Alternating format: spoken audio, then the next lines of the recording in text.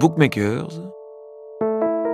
Les écrivains au travail par Richard Guettet Sur Arte Radio. Moi, par exemple, je te suis depuis tes débuts. J'attrape tes souvenirs au fur et à mesure et je les range dans mon sac à dos. Je ne te crois pas, dit Henri en secouant la tête. Tu as tort, mon garçon, répondit Alphonse. Alors, sors-moi un souvenir, demanda Henri.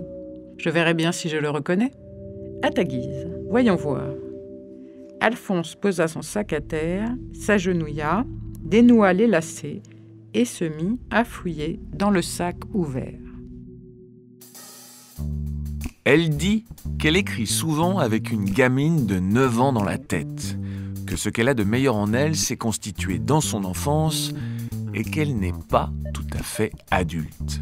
Depuis 1993 et la sortie du Sac à dos d'Alphonse, Marie Desplechin s'est imposée tranquillement comme la patronne enchanteresse de la littérature jeunesse hexagonale, recevant en décembre dernier le prix de la Grande Ourse pour l'ensemble de son œuvre au Salon du Livre de Montreuil.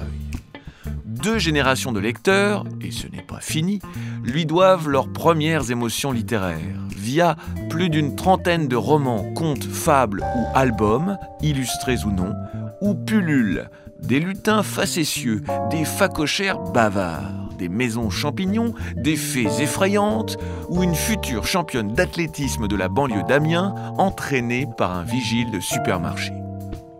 L'École des loisirs, qui édite la quasi-totalité de ses ouvrages pour enfants, estime avoir vendu à ce jour 2,3 millions de livres signés Marie Desplechin, dont 2 succès Maus costauds traduits dans plus de 12 langues. Verte, écoulée à 860 000 exemplaires, ou sa série Le Journal d'Aurore, acclamée par au moins 260 000 personnes, grandes et petites. Un jour, cet ex-journaliste, fan transi des malheurs de Sophie, devenue l'humble héritière des leçons de vérité de la comtesse de Ségur, a noté « L'enfance est une forêt profonde ». Dans ce premier épisode, promenons-nous dans les bois, tantôt ténébreux, tantôt lumineux, de sa prime jeunesse, à Roubaix, au creux des années 60-70, où s'enracine et bourgeonne encore la meilleure part de son imaginaire, marquée par des nuits d'angoisse et des peurs extraordinaires. Ces derniers temps, on y trouve une plante exemplaire, la capucine, qui lui offrit en 2020 le titre d'un roman d'émancipation ainsi qu'un possible autoportrait. Les capucines sont des plantes robustes, il ne faut pas se faire trop de soucis pour elles savent se débrouiller seules.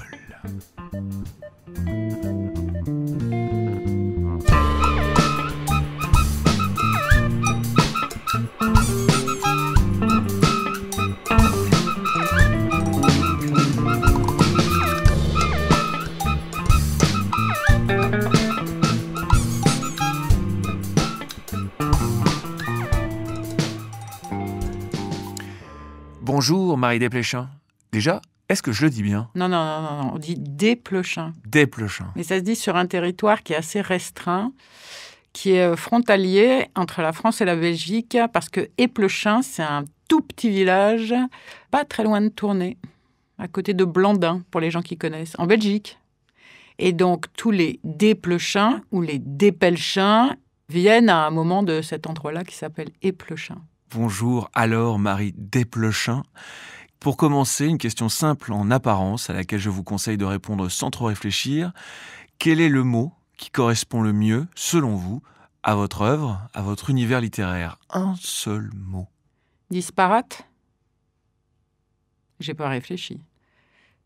Parce que j'ai l'impression de pas suivre une ligne, d'attraper les choses qui se présentent, qu'elles soient proposées par le désir, l'imagination, les rencontres, Et donc, tout ça donne un côté bricolo. C'est quand même apparemment disparate. Que je pense aux gens qui écrivent un bouquin tous les 2 ans, toujours dans la même lignée. Là, à la fin, il y en a poum, poum, poum, poum. Ça, je ne saurais pas faire. Et le mot qui revient trop souvent, celui que vous chassez, que vous coupez à chaque fois ? Petit. Ça, je peux vous dire, petit, c'est effarant, quoi. Je vais avoir des pages avec 10 fois petit. Tout est petit, un petit geste, un petit sourire, un petit instant. C'est spectaculaire. Et vous le remplacez ou vous le coupez? Il n'a pas besoin d'être remplacé. C'est comme s'il fallait toujours que je mette une atténuation, en fait, à ce qui est en train de se dire. Non, il suffit de l'enlever. Marie Desplechin, vous êtes née en 1959 dans la petite bourgeoisie de Roubaix.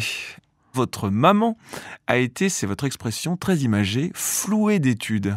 Elle a travaillé dès ses 15 ans. Elle est devenue secrétaire en apprenant seule l'anglais et l'allemand grâce à une méthode assimile et passera même son bac la même année que vous.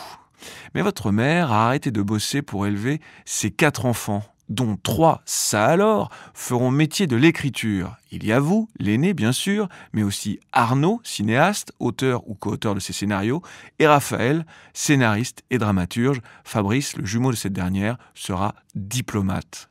Le père de cette tribu de graphomanes est visiteur médical, représentant en médicaments. Il part souvent du lundi matin au vendredi soir, ce qui ne l'empêche pas d'être, je crois, d'une grande sensibilité littéraire, c'est-à-dire... Mon père, il aurait aimé faire des études de lettres. C'est quelqu'un qui adore lire, qui adore les livres, les auteurs, tout ce monde-là. Et il a une très jolie bibliothèque et ça l'intéresse toujours énormément. Et c'était très partagé familialement. Quand on était à table chez nous, là, les places rituelles, avec une longue table avec 2 bancs, chaque enfant, là, sur le banc contre le mur. Alors, Marie, Arnaud, Fabrice et Raphaël. Et les parents en face, maman et papa. Et on parlait souvent de ça. On parlait des livres, il parlait des auteurs. Il avait une vraie jubilation. Et après, il avait quelques passions. Les surréalistes, par exemple, ça vient de lui. Ou alors des auteurs moins connus dont il était toqué. Ou alors les grands auteurs, il disait le père Hugo, quelquefois. Voilà. Et ça s'est transmis. Et ma mère aimait beaucoup lire aussi les collections complètes d'Anatole France ou les biographies d'André Mauroy. C'est trop bien. Du côté paternel, vous racontez parfois qu'ils écrivaient des poèmes et des opéras. Comment expliquer que 3 enfants sur 4, à votre niveau de généalogie, aient ainsi eu un rapport aussi étroit avec l'écriture et leur imaginaire? Qu'est-ce qui, dans votre enfance, a favorisé, stimulé cette disposition naturelle? On avait une grande maison et les parents n'étaient pas toujours derrière les enfants à l'époque et on n'avait pas la télé.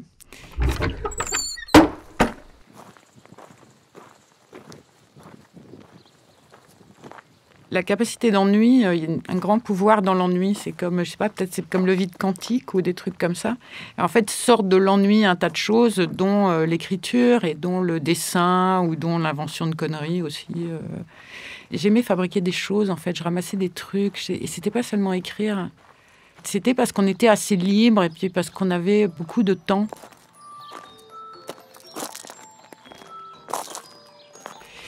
C'était juste dans l'air, quoi, comme si c'était habité. C'était une famille assez stimulante aussi, parce que c'était quand même assez névrosé dans tous les sens. Un lot de dingue là-dedans. Vous rigolez, mais c'était souvent très rigolo, mais quelquefois pas rigolo du tout. Et fabriquer des objets ou des textes, c'est une très très bonne réponse à cette pression-là. Vraiment, vous sauvez la vie en écrivant. Alors, vous le feriez en peignant, vous le feriez en jouant de la musique, mais nous, c'était écrire. Est-ce que vos parents vous racontaient des histoires quand vous étiez petite? J'ai l'impression d'avoir un déclic de la fiction dans ma vie, de l'émerveillement de ça. Et bien, j'étais déjà assez grande, je sais pas quel âge, je pouvais avoir 10, 12 ans, 13 ans. Et mon père se met à raconter l'histoire d'une fille très méchante qui s'appelle Adélaïde. C'était genre une gamine qui fait des tas de bêtises. Et il l'avait appelée l'insupportable Adélaïde. Voilà. Et c'était tellement bien. Et je lui dis, c'est vrai. Et il rigole et il me dit, mais non, je l'invente. Et là, je ne peux pas vous dire le choc que ça m'a fait. C'était inventé. Et c'était vraiment merveilleux. Et c'était comme magique, quoi. C'est comme voir la scène et derrière la scène en même temps. Je me souviens, une année en vacances, mon père nous a lu successivement James et la grosse pêche en riant énormément. De Roald Dahl. Et ma mère, le souvenir que j'ai avec ma mère, c'est qu'elle nous lisait, on était petits, alors je devais avoir quoi, 6 ans, mon frère 4 ans, les autres 2 ans, ou dans ces âges-là. Et elle nous lisait Le Père Ubu. D'Alfred Jarry, ah, ok. Ouais, et je me souviens qu'on bondissait sur un matelas en hurlant de rire pendant qu'elle nous lisait Le Père Ubu. C'est « Hurrah, cornes au cul, vive le Père Ubu ». Vous avez su lire très tôt. Vous avez appris à 3 ans avec une grande tante, institutrice à la retraite. Conséquence, au primaire, C'est un enfer. Vous vous emmerdez au fond de la classe et vous êtes puni tout le temps, vous n'avez pas d'amis. Ça s'arrange au CM2, avec une maîtresse qui s'inspire de la méthode Freinet, fondée sur la libre expression des enfants. Vous n'allez plus au même rythme que les autres, vous chantez, vous travaillez dehors. Vous resterez très à l'aise avec les trucs créatifs et très mauvaise en maths. C'est vrai qu'avec l'école, j'ai un contentieux qui ne s'est jamais réglé, en fait. Maintenant, ça me reste d'en être malade pour les gosses. C'est-à-dire de voir le temps que vous passez dans un établissement scolaire, mais c'est énorme. Et ce que vous savez en sortant, mais c'est rien du tout comparé au temps que vous avez passé. En revanche, vous avez eu beaucoup, beaucoup de temps où vous avez eu peur, vous avez été malheureux, vous avez été mal à l'aise, et c'est trop mal organisé. Ça me rend dingue. En fait, faut pas trop me lancer là-dessus. À partir de 8-9 ans, et ça c'est pas banal, vous dévorez Balzac, Hector Malot, Anatole France, Les 4 filles du docteur March, le propos sur le bonheur du philosophe Alain, ou l'autobiographie de l'orfèvre et sculpteur de la Renaissance italienne, Benvenuto Cellini. Vous piochez des bouquins partout, chez vos parents, vos grands-parents, à la bibliothèque municipale. Vos parents, assez laxistes sur le sujet, ne vous fixent d'ailleurs aucun interdit. Vous lisez même des livres franchement peu adaptés pour votre âge, comme le roman érotique Aphrodite de Pierre Louis. Vous en gardez la conviction qu'il ne faut pas cantonner les enfants à la littérature faite pour eux. C'est bien ça ? En fait, je lisais ce qu'il y avait. Donc, j'allais à la bibliothèque municipale parce que je lisais vite. Donc, j'avais un statut spécial. Je pouvais avoir le double de livres. Donc, c'était bien. Et donc, j'ai lu le rayon jeunesse. Après, il y avait un rayon ado. Je passais au rayon ado. Je lis consciencieusement. Et après, avec un an d'avance, je suis passée au rayon adulte. Et je lisais ce qui me tombait sous la main. Alors, Balzac, je crois pas. Parce que Balzac, je l'ai lu adulte. Les propos sur le bonheur, c'est parce que j'étais très insomniaque. J'ai eu quelques années d'angoisse terrible. Et donc, ma mère, qui en avait super marre que j'ai réveillé sans arrêt et que je ne dorme pas, m'avait dit, lis ça c'est bien. Effectivement, ça m'a fait du bien. Je l'ai moi-même passé à mes enfants quand eux-mêmes se sont sentis assez angoissés. Je lisais et je relisais La Comtesse de Ségur. Ça a vraiment traversé mon enfance. Oui, j'ai lu Aphrodite de Pierre Louis. Je me suis fait engueuler par ma mère. Enfin, après, on avait le droit de prendre tout, alors pourquoi on se faisait engueuler ? Et après, mon père m'a trouvé avec ça et il m'a dit, écoute, je ne le dis pas à ta mère, mais ça quand même, laisse-le dans la bibliothèque. J'ai dit, bon, d'accord. Et alors, il y avait un truc bien. Il y avait des bouquins féministes à la maison. Parce que quand vous êtes une fille et que vous cherchez des réponses, les bouquins, il n'y a pas de bouquins qui vous apportent des réponses écrits par des femmes. Il y a plutôt des bouquins qui sont écrits par des hommes et qui sont généralement assez violents. Enfin, c'est conçu, c'est une certaine forme d'érotisme, en fait. Et donc, vous lisez ça et après, c'est quand même un drôle de conditionnement. Sur le rôle de la lecture dans l'enfance, vous avez des idées très précises. Je vous cite. Les adultes exigent que les enfants lisent, même quand les grands eux-mêmes ne bouquinent pas. On le sait, la lecture est bonne pour la culture générale, la grammaire, la syntaxe ou l'acquisition du langage. Les instituteurs, parfois, vous demandent de véhiculer ce message auprès des classes que vous rencontrez, mais vous n'y tenez pas. Il ne faut pas lire parce que c'est bien. Quand on vous parle de ça, vous rappelez que la lecture a été et reste le plus grand bonheur de votre vie. Vous étiez une gamine assez angoissée qui ne dormait pas la nuit, entourée de deuil et de dépression. La lecture peut sauver l'enfant ou l'ado du chaos émotionnel qui l'habite parfois. Elle l'aide à se retrouver, à ne pas se laisser envahir par les autres, à se structurer. Ah bah oui. Elle développe la logique et la concentration, alors que les écrans, télé, tablettes, jeux vidéo ont tendance, pas toujours mais souvent, si on s'en sert avec excès, à brider l'imaginaire et, le mot qui suit est de vous, à rendre docile. Quand même, le message demeure, il faut lire. Non. C'est un privilège extraordinaire. Quand vous lisez, ce qui se passe dans votre cerveau, c'est très différent de ce qui se passe quand vous êtes sur un téléphone et que vous allez d'une image à l'autre, même si ces images sont intéressantes et intelligentes. C'est comme quand vous faites de la musique. Moi, ça, c'est la chose que j'ai appris en faisant du piano, c'est que je sentais les trucs bouger dans ma tête. Vous le sentez bouger, vous savez que ce que vous faites, ça travaille. Une des choses qui nous permet d'être vivants et de survivre à ce qui nous arrive est la capacité de mettre ce qui nous arrive en récit. C'est-à-dire que la souffrance, c'est le chaos.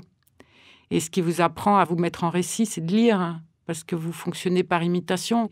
Si vous avez les mots, si vous avez beaucoup de mots, si vous avez les phrases, si vous avez les structures d'histoire, vous allez faire votre histoire et vous allez la compléter et l'enrichir au fur et à mesure. De tout d'ailleurs, de vos lectures, mais de tout ce qui va se passer dans l'existence. Et ça, vous l'apprenez en lisant. À Roubaix, dans les années 60-70, vos parents sont très militants, genre catholiques d'extrême gauche, encartés au Parti socialiste unifié et proches du Secours rouge. Votre mère, féministe, faisait aussi partie du mouvement pour la liberté de l'avortement et de la contraception. Vous assistez à des réunions de camarades avec tout le folklore qui va avec, les journaux, les manifs, la récompense d'aller coller des slogans et des affiches le soir, si on est sage. Dans la voiture, sur la route des vacances, les Desplechin chantent à tue-tête le plus célèbre des chants révolutionnaires italiens, Bandiera Rossa, drapeau rouge. Vos parents ont aussi caché un type menacé d'expulsion. Vous l'avez souvent dit, ça ouvre sur le monde. Vous ferez partie, vous-même, au lycée, d'un comité d'action qui organise beaucoup de grèves et monte sur les tables. Le samedi, vous suivez des cours de philo et d'histoire du mouvement ouvrier. Quelle trace ce militantisme a laissé sur votre imaginaire d'autrice, à votre avis? J'ai beaucoup d'affection pour les idées socialistes, les idées féministes, parce que c'est des émotions, c'est très émotif. Et c'était partagé sur un mode joyeux. Moi, je me souviens la mort de Gaulle, mon père arrivant avec un harakiri, le tragique à Colombey, un mort, et tout le monde riant, l'énorme rire qu'il y avait. Je me souviens ma mère pleurant le jour où Allende meurt, le coup d'État au Chili, rentrant dans ma chambre en larmes. Donc ça rentre forcément dans les livres. Moi, je ne cherche pas à faire des livres militants. Hein. Est-ce que vous écrivez pendant le temps de l'adolescence, ne serait-ce qu'un journal intime, comme votre future héroïne Aurore? Mais je passe mon temps à écrire. Je recevais des lettres tous les jours. J'avais 2-3 lettres énormes tous les jours que je recevais parce que moi-même, j'envoyais des courriers à tout un tas de gens. Des gens que j'avais rencontrés. C'était l'époque Baba qui était merveilleuse. En stop, en train. Et donc, j'avais des gens de différents âges d'ailleurs. Donc, j'avais des tas de correspondants et correspondantes. Après, j'ai fait beaucoup de tracts. Au lycée, c'est tout juste, on n'était pas noté sur les tracts pendant les grèves. Il est très bien le tract de la semaine dernière. Qui c'est qui l'a écrit? On avait des profs formidables. J'ai écrit des journaux de classe. J'ai écrit journal intime. Je fais un peu, mais enfin, c'était ridicule. J'en ai retrouvé un. C'est pas intéressant. J'écrivais des poèmes. J'écrivais des nouvelles aussi, des nouvelles fantastiques pour faire l'intéressante. Petite nouvelle à la Lovecraft.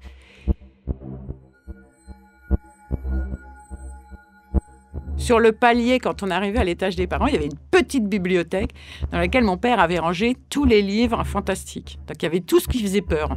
Edgar Allan Poe, Lovecraft. Voilà, et les premiers bouquins de vampires, les gothiques, Le Moine, Carmilla, enfin bon, il y avait tout était là. Et alors, celui qui nous faisait le plus peur, je crois, c'était Jean Ray. C'est assez gore, c'est très, très baroque. Et ça me faisait, mais pas qu'à moi, parce que je sais que mes frères et sœurs qui le disaient, c'était pareil. Il y a une peur bleue, quoi. Donc, on ne dormait pas la nuit parce qu'on avait peur aussi. Vous passez un bac A2, c'est-à-dire littéraire avec latin, allemand et anglais. Bac de fainéant, oui. Curieusement, ce sont vos profs qui vous inscrivent en prépa et vous êtes admise en Hippocagne à Lille. Quitter Roubaix et votre famille est comme un deuil, fini la belle vie. Vous vous retrouvez dans une petite chambre sinistre chez une dame. En prépa, l'expérience est affreuse. Vous apprenez que vous êtes hypersensible à la pression. Vous bossez comme une dingue pour un gain ridicule. Bon, à force de bûcher, vous avez une super moyenne. Et comme vous êtes très amoureuse d'un garçon qui vit à Paris, quelle poisse, vous partez en prépa dans la ville lumière. Vous choisissez la prépa du lycée Henri IV. Mais votre amoureux, le mec que vous étiez venu rejoindre, vous a lourdé pendant les vacances. Vous vous retrouvez, seul et sans repère, dans une chambre en banlieue, au fin fond de Sèvres, chez une amie de vos parents, souvent absente, à 1h15 du lycée. Vous avez déclaré « Je n'aurais pas été plus paumé en arrivant du Mali. La place de la République, l'hiver, c'est Oulan-Bator. » Contrairement à votre nord, où l'on se lie facilement à ses voisins, vous ne comprenez rien à la sociabilité parisienne, distante et réservée, votre solitude est atroce, on ne vous invite jamais nulle part, vous avez l'impression d'avoir la gale, bingo, c'est la dépression, et vous ne vous souvenez pas d'avoir lu, durant cette période dure, un seul livre. Ah bon? Ah ouais, c'est vrai, tiens. J'avais absolument aucun guide, et cette ville, elle est très très dure quand vous arrivez. Je pouvais descendre à une station de métro, je ne savais pas où j'étais. Rien ne me disait rien. Les gens me disaient « Oh, mais alors c'est très bien, tu vas aller au cinéma, c'est le quartier des cinémas. » Ils étaient où les cinémas? Je ne savais pas. Ma tante, qui était institutrice, freinait d'ailleurs dans le Nord. Elle me disait « Tu pourras, parce qu'à Paris, on trouve des rouleaux sur lesquels sont les tissus, enrouler les tissus. » Donc elle voulait parler du sentier. Et elle me demandait de lui en ramener. Mais moi, je ne savais pas où c'était. Je savais où était rien. Et après, il y avait le type d'enseignement des classes prépa dont je persiste à penser que c'est la chose la plus anti-créative du monde. Donc c'est sûr, on apprend à travailler. Il y a un truc qui est vrai, c'est qu'après, voilà, c'est ce que c'est que passer des heures sur un boulot. Mais je me souviens plus de ce que j'ai appris pendant ces 2 années. Dans ces moments noirs et glacés, est-ce que l'écriture vous console d'une manière ou d'une autre? J'étais pas en état d'écrire, j'étais juste en état de penser que j'existais plus. C'était pas terrible. Parce que ça demande du courage d'écrire aussi, ça demande de la volonté. Après, dans les moments noirs, alors qui sont les moments où vous êtes malheureux, écrire est pas mal, oui. Enfin, c'est pas forcément utilisable, mais ça vous remet en ordre. Quand vous n'arrivez plus à écrire, c'est très mauvais signe. Hein. Vous poursuivez vos études via une licence de lettres classiques à la Sorbonne. Votre père est très fier, il le dit à tout le monde, ma fille est à la Sorbonne. Entre-temps, vous avez récupéré votre amoureux, vous vous installez ensemble, mais financièrement, c'est pas évident. Vous vous lancez alors, de façon assez chevaleresque, je suppose, dans une maîtrise en littérature médiévale. Et je me suis dit, qu'est-ce que je vais faire de ma vie? Ouais, là encore, vous vous sentez, je vous cite, cruche, gourde, pas à votre place, mais c'est là, sur les conseils d'une amie de votre père, journaliste, que vous tentez et réussissez le concours d'entrée du Centre de formation des journalistes à Paris, le CFJ, où un prof, peu inspiré et pas du tout visionnaire, vous dit un jour que... Bon, alors Marie Desplechin, vous n'avez jamais su écrire et vous ne saurez jamais écrire. Vous avez réfléchi à ce que vous allez faire? C'était horrible. Ah, et quelle crafule quand j'y repense. Mais c'est typique des gens qui abusent d'une position de force vis-à-vis de grands adolescents ou d'enfants. Je me suis vengée cruellement après. Et ça valide cette maxime que j'ai souvent répétée à mes enfants et qui est « Assieds-toi au bord de la rivière et attends.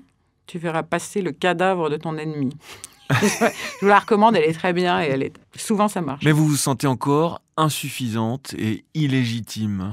Et les choses se compliquent légèrement, puisque vous tombez enceinte à 24 ans. Vous décidez alors de travailler dans la communication. Pour gagner de l'argent, je vous cite, vous faites tous les coups pourris des années 80. Écrire pour des causes que vous détestez, mentir comme un arracheur de dents, c'est la prison mentale. Dans votre roman intitulé « 100 mois », qui sortira en 1998, la narratrice exerce le même boulot et livre une analyse assez précise de son métier. Puis-je vous demander de nous en lire une page?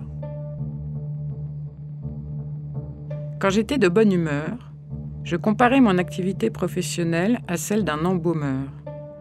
On me confiait un monceau de mensonges décomposés qu'il s'agissait de rendre présentables au terme d'un douloureux patchwork d'approximations, de contre-vérités et de phrases absolument dépourvues de sens. Le grand art consistait à préserver l'apparence de la réalité tout en la vidant entièrement de son contenu pour la bourrer de foin. Ce qui exigeait à la fois une technique de boucher et un toucher de maquilleuse. À force de pratiquer, j'étais parvenue à une forme d'excellence, de sincérité, d'élégance vulgaire et sournoise. Les agences aimaient me vendre aux entreprises. Je suis venue avec une plume, claironnait le patron à son client en entrant dans son bureau. Il me découvrait alors d'un large geste du bras, à demi dissimulé derrière lui.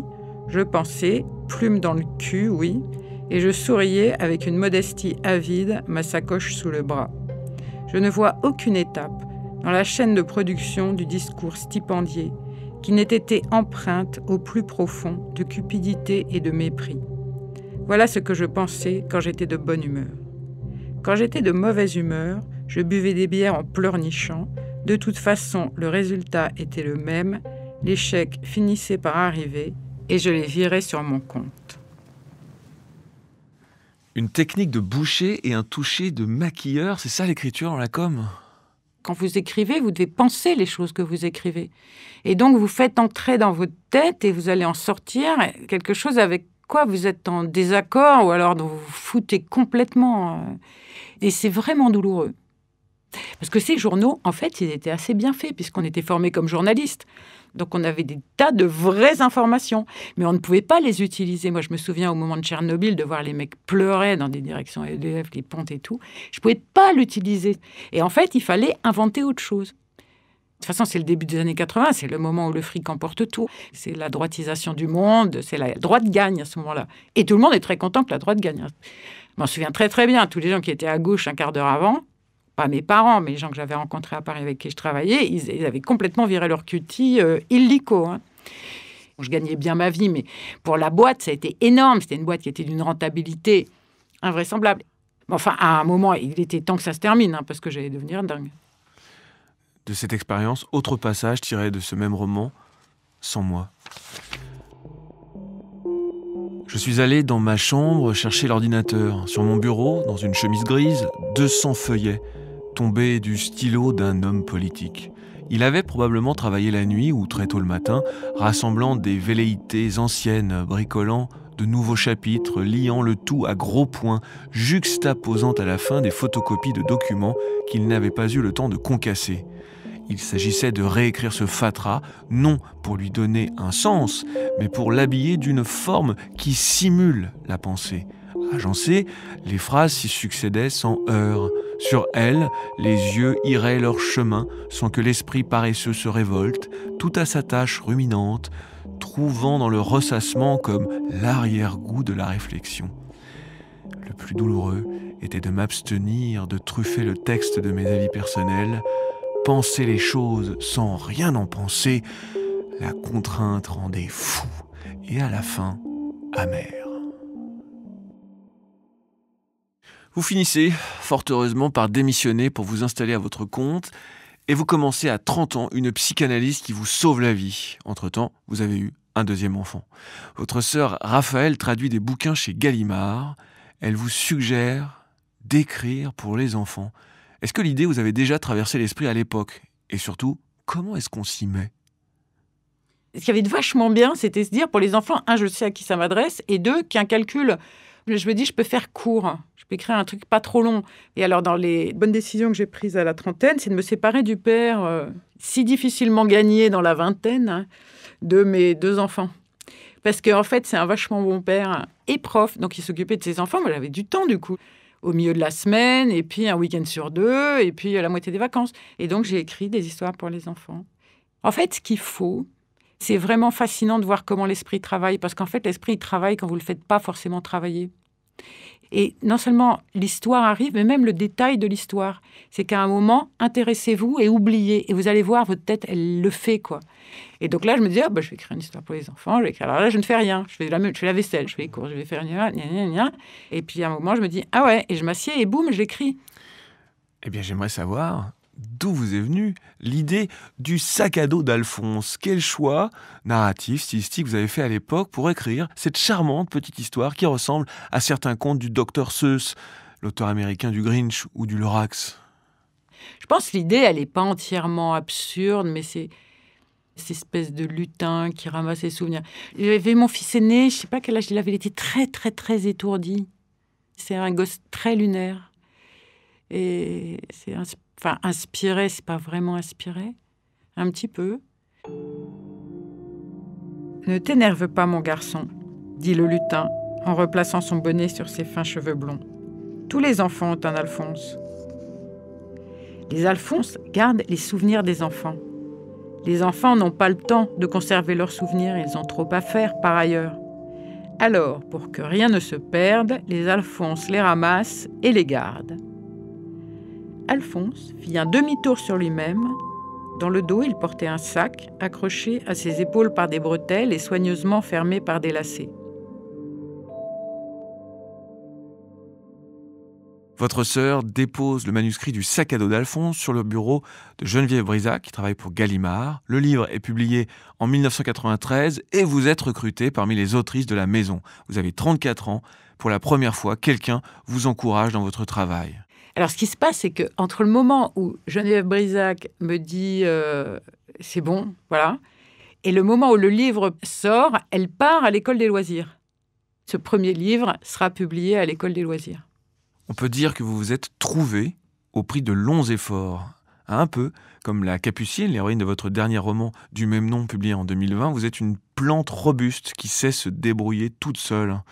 Et c'est pour ça que vous dites parfois que vous ne regrettez pas du tout votre jeunesse. Ouais. Non, la jeunesse, c'était pas rigolo. Non, non, c'était pas facile. Voilà, c'était pas facile. C'est compliqué d'apprendre à vivre. Le monde n'est pas aidant. Mais ça, c'est un des gros avantages de ça, c'est qu'on est content de vieillir. À suivre sur arteradio.com.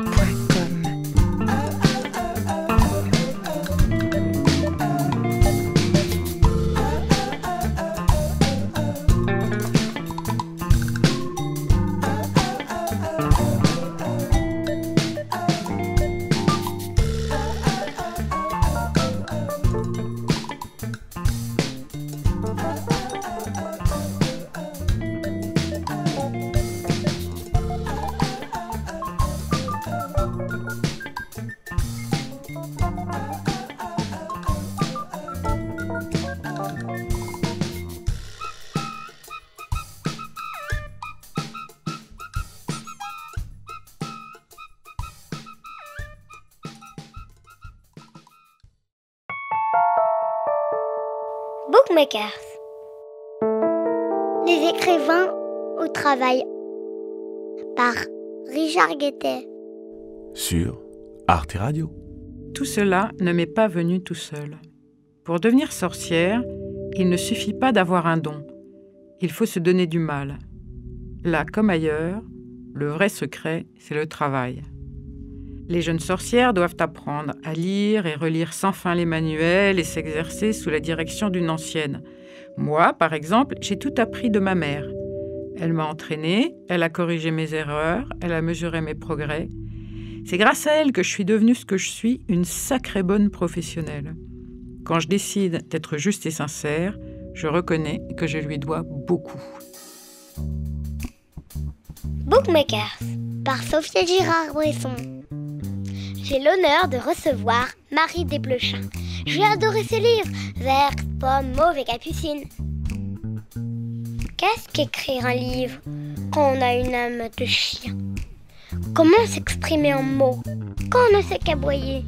Aboyer. Homme, animal et avant tout, écrivain. Nous recevons dans Bookmakers le grand poilu Richard Guettet. Bon, merci Sophia, mais si ça ne dérange pas, je vais reprendre les commandes de ce podcast. C'est l'histoire d'une jeune fille au prénom bizarre qui découvre, dans un accès de colère contre sa mère, qu'elle est une sorcière, issue d'une puissante lignée de femmes solitaires aux marmites centenaires. C'est aussi un best-seller intitulé Verte, publié en 1996 à l'École des loisirs, qui ensorcela à 37 ans la vie de Marie Desplechin et connaîtra deux suites, Pomme en 2007 et Mauve en 2014. Mais de quel chaudron est sortie cette potion qui raconte si bien ce moment clé où d'un coup d'un seul et sans baguette magique, les enfants ne supportent plus leurs parents? À partir de quels affects composa-t-elle ensuite les 3 tomes du Journal d'Aurore 2007-2009, condensé intime des élans du cœur et des désespoirs d'une ado jamais contente et révoltée partout, alter ego comique de son autrice. Être proche de son enfance pourrait paraître infantile, remarque-t-elle, mais c'est évidemment l'inverse. Cette fontaine de créativité, de joie, cette capacité d'adaptation sont de super outils pour les adultes. Revenons alors à la source et grimpons pour ce 2e épisode dans le grenier d'images de Marie Desplechin, tendre et prolifique conteuse qui confesse s'appuyer presque autant sur la rage d'Eminem que sur l'écriture dépouillée de Jules et Gilles.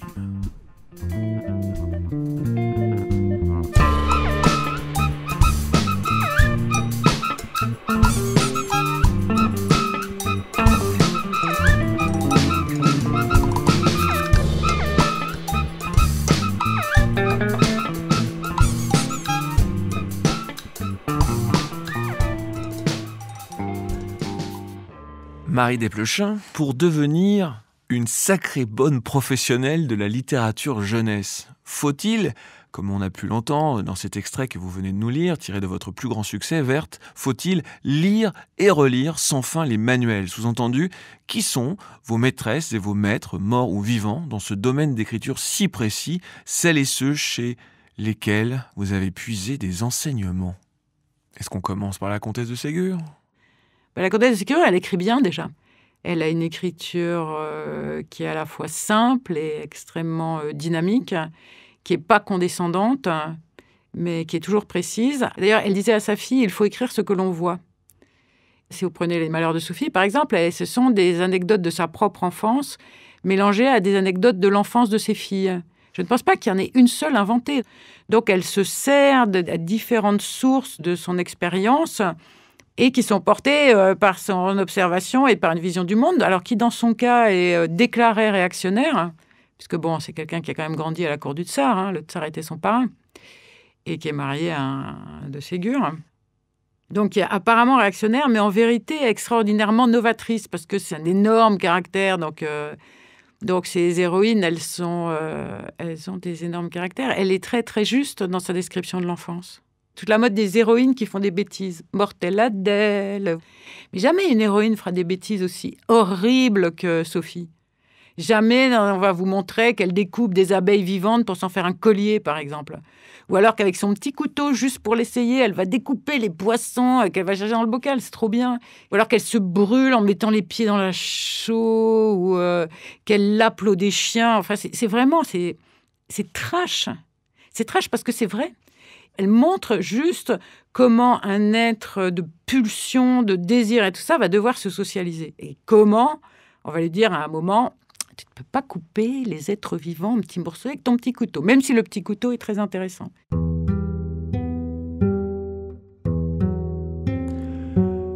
Sophie serra un peu l'abeille entre ses doigts à travers le mouchoir pour l'empêcher de s'envoler et tira de sa poche son petit couteau.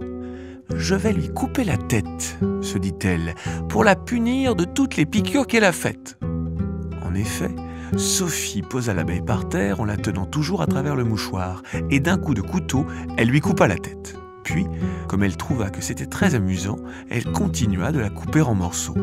Elle était si occupée de l'abeille qu'elle n'entendit pas entrer sa maman, qui, la voyant à genoux et presque immobile, s'approcha tout doucement pour voir ce qu'elle faisait. Elle la vit coupant la dernière patte de la pauvre abeille. Indignée de la cruauté de Sophie, Madame de Réan lui tira fortement l'oreille. Sophie poussa un cri, se relevant d'un bond et resta tremblante devant sa maman. « Vous êtes une méchante fille, mademoiselle. Vous faites souffrir cette bête et vous avez coupé mes pauvres petits poissons. »« J'ai oublié, maman, je vous assure. Je vous en ferai souvenir. D'abord en vous ôtant votre couteau, que je ne vous rendrai que dans 1 an. Et puis en vous obligeant de porter à votre cou ces morceaux de l'abeille enfilés dans un ruban jusqu'à ce qu'ils tombent en poussière. » Sophie eut beau prier, supplier sa maman de ne pas lui faire porter l'abeille en collier. La maman appela la bonne, se fit apporter un ruban noir, enfila les morceaux de l'abeille et les attacha au cou de Sophie. Son cousin Paul n'osait rien dire, il était consterné. Quand Sophie resta seule, sanglotant et honteuse de son collier, Paul chercha à la consoler par tous les moyens possibles. Il l'embrassait, lui demandait pardon de lui avoir dit des sottises et voulait lui faire croire que les couleurs jaune, orange, bleu et noir de l'abeille faisaient un très joli effet et ressemblaient à un collier de jais et de pierreries. Sophie le remercia de sa bonté. Elle fut un peu consolée par l'amitié de son cousin. Comtesse de Ségur, les malheurs de Sophie. Ce qui est génial, c'est la fidélité de la personne qui écrit à sa propre expérience et à sa vision du monde. Elle ne truque pas. Elle fait des bouquins à la commande pourtant, hein, parce que c'est Hachette qui lui demande de les faire pour mettre dans ses reléages qu'il commence à créer là, avec le développement du chemin de fer. Donc c'est un boulot pour elle. En plus, elle se bat pour être payée plus. Elle se négocie pour avoir les droits sur son compte et pas celui de son mari qui va filer à Dieu sait quelle gonzesse. Tandis qu'elle va les donner aux bonnes œuvres ou à ses enfants. quand vous étiez môme, vous adoriez Le livre de mon ami, publié en 1885, dans lequel Anatole France raconte sa vie de petit garçon à Paris. Il ne se passe rien, mais c'est magique et c'est aussi pour ça que vous avez voulu habiter la capitale. En me renseignant un peu sur ce livre, j'ai trouvé cette citation d'Anatole France. « Les enfants montrent, la plupart du temps, une extrême répugnance à lire les livres qui sont faits pour eux. Ils sentent, dès les premières pages, que l'auteur s'est efforcé d'entrer dans leur sphère au lieu de les transporter dans la sienne. » Bon, c'est un vieux pompon, Anatole France. Il pense que les enfants sont très bien dans le monde adulte parce qu'ils ont tout à y découvrir. Et il pense qu'un adulte qui s'adresse à des enfants se rabaisse. Il n'imagine pas qu'on puisse être resté enfant. C'est-à-dire qu'il n'y ait pas de régression, que ce soit juste une question de plan. Et qu'on peut circuler d'un plan à l'autre. Ben voilà, c'est ça. Et qu'effectivement, il y a des gens qui écrivent pour les enfants d'une manière désastreuse parce que ça se sent tout de suite, ça se sent à 2 phrases. Mais quelquefois, ça se sent dans les 3 premiers mots. On sent ça, qu'ils font un effort, alors pédagogique, volontariste, je ne sais pas, pour se mettre au niveau. Ça, c'est sûr, c'est naze, ça ne marche pas. La comtesse de Ségur, eh ben elle est au niveau de l'enfance. Parce qu'elle n'a jamais oublié ce que c'était que d'avoir 4 ans et d'être battue. Ou d'avoir 4 ans et d'avoir faim.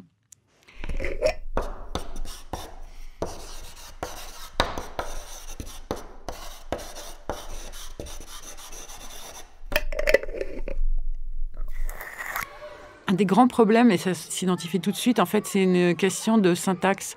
La personne qui écrit s'efforce de parler comme un enfant. Et en fait, elle a une syntaxe bêtifiante. Se faire semblant, il se repère à ça.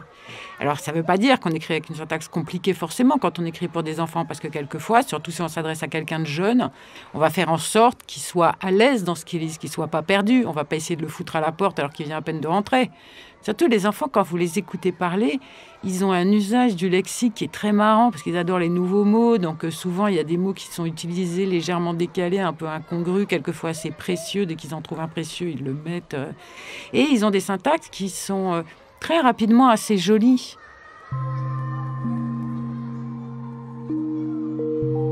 Je me suis glissée hors du lit avec des précautions tapage.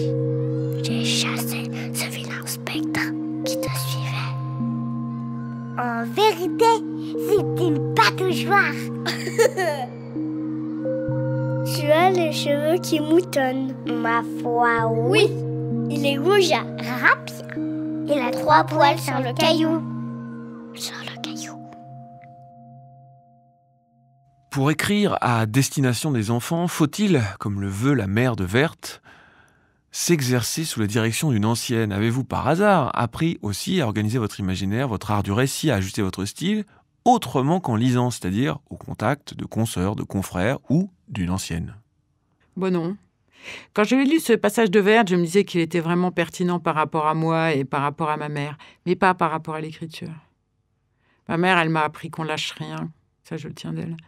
J'ai beaucoup apprécié travailler avec, par exemple, Geneviève Brisac. C'était une ancienne pour moi à l'école des loisirs, parce qu'elle était un peu plus âgée que moi.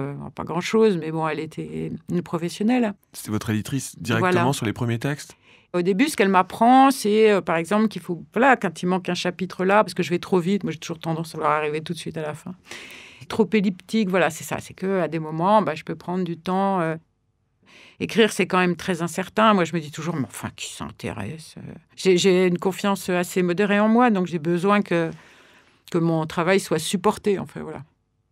Vous avez déclaré « Souvent, le livre naît d'une scène que j'ai en tête. Nous sommes tous des greniers d'images. Moi, je pioche dans mon réservoir intime pour écrire. Un petit garçon seul dans la forêt avec une lampe, une fillette dans un salon tout froid. Ça suffit à faire démarrer la machine. » Quand l'image, elle arrive, et quand l'image, elle est vraiment là, il y a beaucoup de choses derrière elle. C'est-à-dire qu'elle est amenée par des choses de votre enfance, des choses de votre expérience. Si vous acceptez juste d'aller dans cette image, l'histoire, elle est derrière, il n'y a qu'à l'attendre. Elle va se donner. Ça ne veut pas dire qu'il ne faut pas réfléchir et la guider, mais c'est bon, c'est là. Vous dites aussi « J'écris comme je suis lu, dans un état d'innocence, sans savoir quels thèmes vont surgir. » Qu'est-ce qui arrive en premier? Le personnage principal, la situation, un obstacle à surmonter? Et ensuite, les thèmes vont se déplier? Alors, dans le cas particulier de Verte, je venais d'avoir mon dernier enfant, les 2 autres étaient encore jeunes. Enfin, j'avais un mec qui était jamais là pour le coup.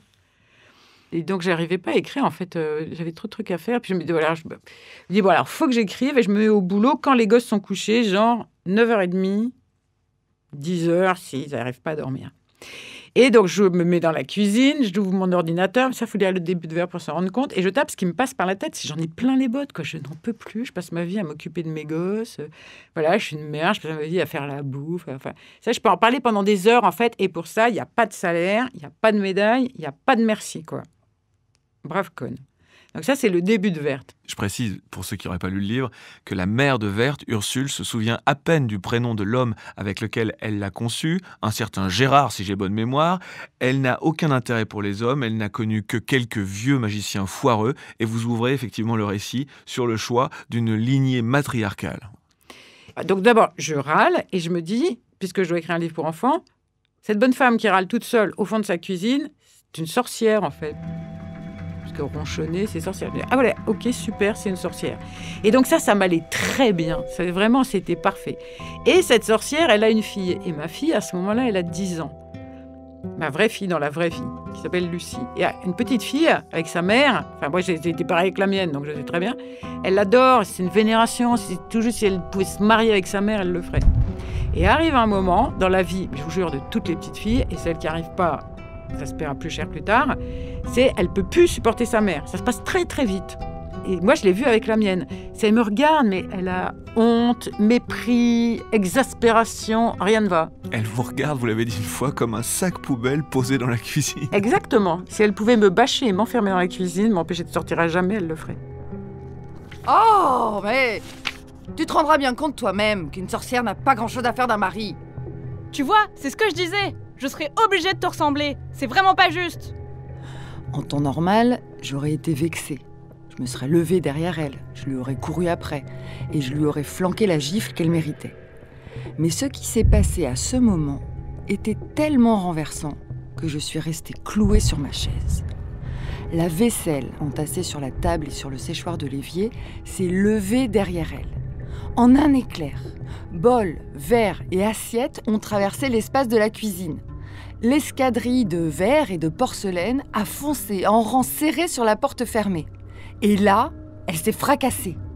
Cette sale gosse venait de me briser pour 500 francs de vaisselle au moins. Sans compter que j'allais devoir ramasser les éclats dispersés par terre. J'aurais pu me désoler, me lamenter. Mais je riais. Je gloussais d'aise dans ma cuisine, me frottant les mains dans mon tablier, contemplant le désastre avec des hoquets de joie. Sans qu'elle s'en soit aperçue, ma fille venait de faire son premier pas en sorcellerie. Et donc, moi, je pourrais penser qu'elle ne m'aime pas, mais je me revois à son âge. Je sais très bien que c'est pas la question, c'est qu'elle est en train de grandir et que pour se séparer de ce qui vous a lié à une mère, il y a de la casse, quoi. Voilà, donc, il faut supporter la casse et on se retrouvera plus tard. Et c'est exactement ce qui s'est passé. Et donc, dans le livre, la sorcière donc, a sa fille qui commence à être odieuse avec elle parce qu'elle a 10 ans. Et ce qui est drôle, c'est qu'on a forcément un désir de transmission à sa fille. C'est-à-dire qu'on l'imagine, on la rêve, on voit soi en mieux et tout. Et le travail du gosse est de renvoyer le parent à ses rêves parce qu'il ne sera pas ce qu'on veut qu'il soit. Il n'y a rien à faire, ça ne se passe pas comme ça. Et donc ça, c'est vraiment l'histoire de Verte. Et cette histoire de sorcellerie, elle est évidemment annexe. Et ce don, elle va l'avoir quand même, parce que ce serait une bonne femme quand même. Voilà, tu vois, t'en voulais pas, et ben tu l'es quand même. Hein, qu'est-ce que tu veux ? C'est comme les règles. Hein, c'est un peu ça la métaphore qui traverse Verte. C'est t'en voulais pas, et ben écoute, désolée ma fille. Et le moyen d'accepter cette place de la féminité, quand même, c'est pas un cadeau. Je sais bien que la masculinité n'est pas forcément non plus, mais enfin bon, chacun son drame. Et ça se fait par la grand-mère. Et si vous regardez autour de vous et si vous demandez, les relations entre les grand-mères et les petites filles, c'est pas toujours, mais dans beaucoup de cas, c'est très très belles relations. Et moi, j'ai une relation géniale à 2 âges différents de ma vie avec chacune de mes grand-mères. Et c'est ce qui se passe dans le livre, c'est-à-dire que Verte, elle va devenir sorcière grâce à sa grand-mère. C'est vachement dur à un moment de grandir, il faut trouver un appui pour s'extirper. C'est pas des idées que j'ai, mais ça, c'est des choses que je ressens. C'est pour ça que je suis incapable de faire un plan, c'est que ça vient au fur et à mesure que vous écrivez. Les rares fois où j'ai essayé de faire des plans ou de m'avancer dans la prévision de ce que j'allais écrire, ça marche pas parce qu'en écrivant, des mots arrivent, des phrases arrivent, des personnages arrivent. Alors ça a l'air absurde de dire ça, mais c'est vrai, le cerveau produit. Vous le lancez, et puis brave bête, blum, blum, blum, il produit des trucs, et puis vous avancez avec. Le texte de Werth présente successivement les points de vue des protagonistes, chacun à leur tour, à chacun sa partie. D'abord le point de vue de 3 générations de sorcières, la mère Ursule, la grand-mère Anastabotte et la fille Werth, 11 ans, qui se refusent à honorer leur lignée. Et enfin, on lit ce que pense de tout cela son copain de classe dont elle est secrètement amoureuse, Soufi. L'Éducation nationale recommande l'étude de votre livre pour comprendre la notion de point de vue. Comment vous est venue l'idée de changer de personnage à chaque chapitre? Cette question m'a été soufflée par une petite fille qui s'appelle Sophia. Merci à Sophia. J'ai commencé donc à écrire ce livre en parlant en mon nom qui est Ursule, c'est-à-dire la mère pénible. Pénible a raison. Tout ça se met bien en ordre, ma fille me tape sur les nerfs, blablabla, blablabla. Et je suis au moment où elle est au téléphone avec sa propre mère, Anastabotte, et elle se dispute. Et je me dis, je ne vais pas passer tout le livre où c'est Ursule qui raconte l'histoire. C'est une erreur. Je me dis, on va demander l'avis d'Anastabotte, ça c'est drôle. Donc là arrive la question du point de vue, qui a un procédé classique.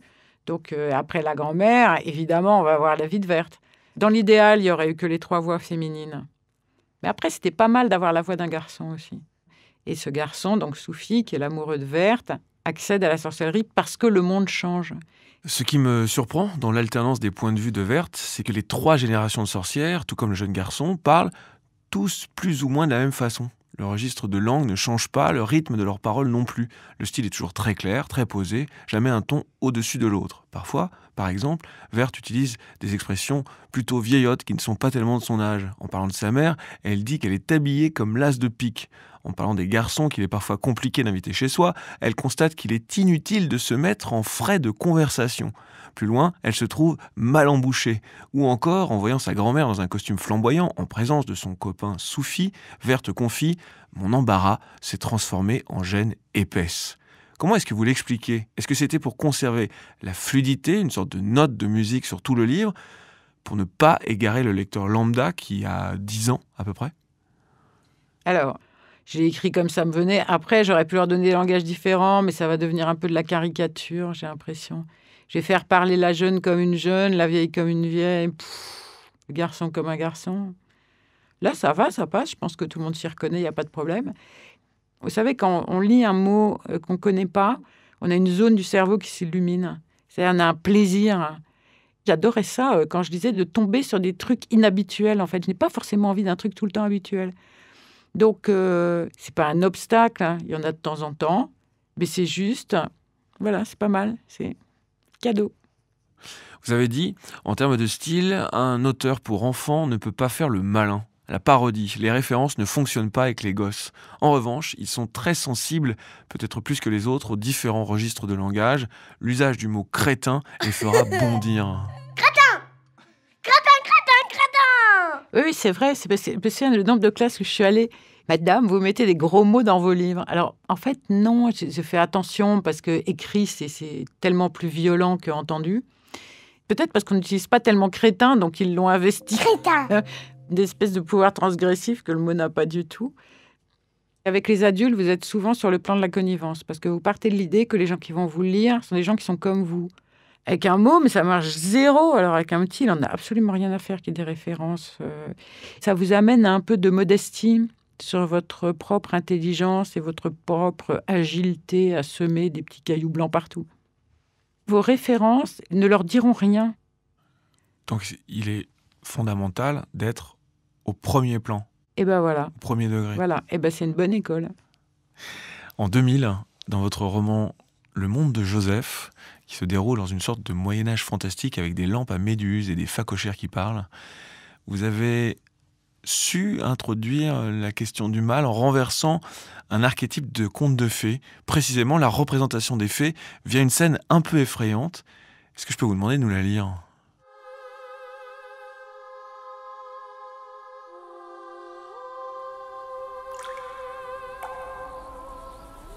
Il venait d'entrer dans un enfer. Des milliers et des milliers de larves ailées voltaient dans l'espace, si nombreuses qu'il était impossible de distinguer leur forme avec précision. Les petits corps mous se cognaient les uns contre les autres, rebondissant avec des bruits de succion. Ils formaient une masse mouvante et compacte dans laquelle il fallait creuser une trouée tout en se protégeant les yeux et les oreilles. Le brouillard vivant s'était refermé sur eux comme un mur. Il leur était impossible de rebrousser chemin. Ils n'avaient qu'une possibilité, avancer. Joseph espéra de toutes ses forces que le cirque donnait comme les précédents sur une faille. C'était leur seule chance de survie. « Ferme la bouche », pensa-t-il. « Respire doucement, n'en avale pas. » Il fit l'effort de penser assez intensément pour atteindre Elvina. Il espérait de tout son cœur qu'elle se défendait, comme lui-même le faisait, progressant les yeux presque clos, les lèvres et les narines pincées, chassant d'un bras devant lui la nuée répugnante. Mais aurait-il voulu parler qu'elle ne l'aurait pas entendu ? Les larves faisaient un bruit assourdissant. Elles émettaient un cri si aigu qui n'était plus un son mais une douleur, vous atteignant au plus profond de vous-même, levant l'estomac, sciant les nerfs, faisant naître de sourdes blessures dans la moelle spongieuse des os. On n'y voyait pas à 1 mètre devant soi. Plié comme un homme qui lutte contre une bourrasque, Joseph ne quittait pas le sol des yeux. Plus que tout, il craignait d'être conduit jusqu'au lac qui se trouvait certainement au centre de ce cauchemar. « Je ne veux pas savoir ce qui peuple cette eau, se disait-il, mais si nous y entrons, ne serait-ce que d'une cheville, je sais que nous n'en sortirons jamais. »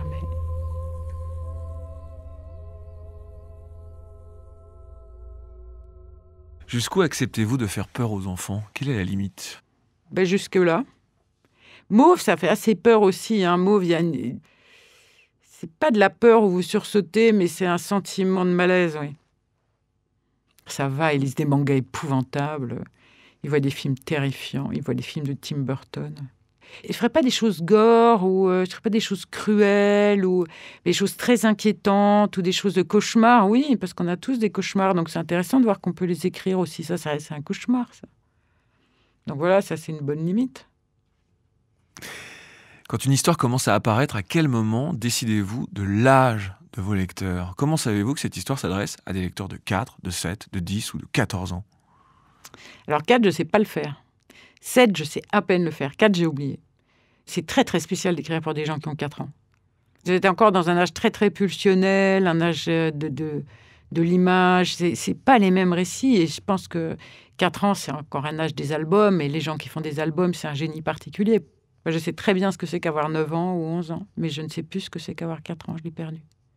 À 14 ans, vous pouvez faire les phrases que vous voulez. Il n'y a aucun obstacle à la compréhension. Après, vous pouvez avoir envie d'être lu par des gens de 14 ans qui ne lisent pas beaucoup. Mais le Journal d'Aurore, qui est un livre qui est... il n'est pas sous-écrit, il est écrit. Mais comme c'est un livre comique, les phrases, elles sont courtes. C'est dur de faire du comique avec des phrases interminables. Et Proust peut le faire, mais bon.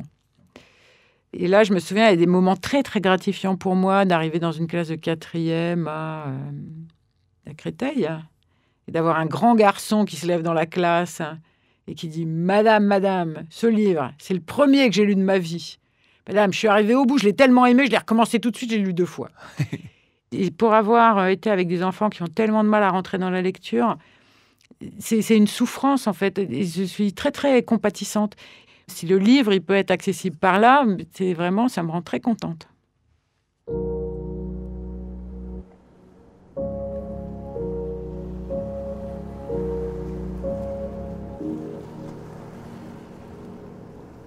Le temps que les gens perdent à lire des livres, ça me tue. C'est le genre de réflexion que je me fais en cours de maths. Il faut que je m'occupe la tête si je ne veux pas devenir dingue. Bref, la question s'est posée à moi entre 2 équations, la seule, la vraie, l'unique. Pourquoi me pourrir la vie à lire alors que je peux écrire ? Et justement, j'avais un cahier en train de moisir, un vieux cadeau de l'anniversaire de mes 12 ans, l'authentique présent effroyable, une large couverture en carton, 1 million de pages blanches et mon journal intime marqué dessus, histoire de rendre la chose publique dans le monde entier. Tellement intime que la couverture est fermée par un cadenas ridicule avec clé dorée, le genre de truc qui donne une envie mortelle de lire en cachette.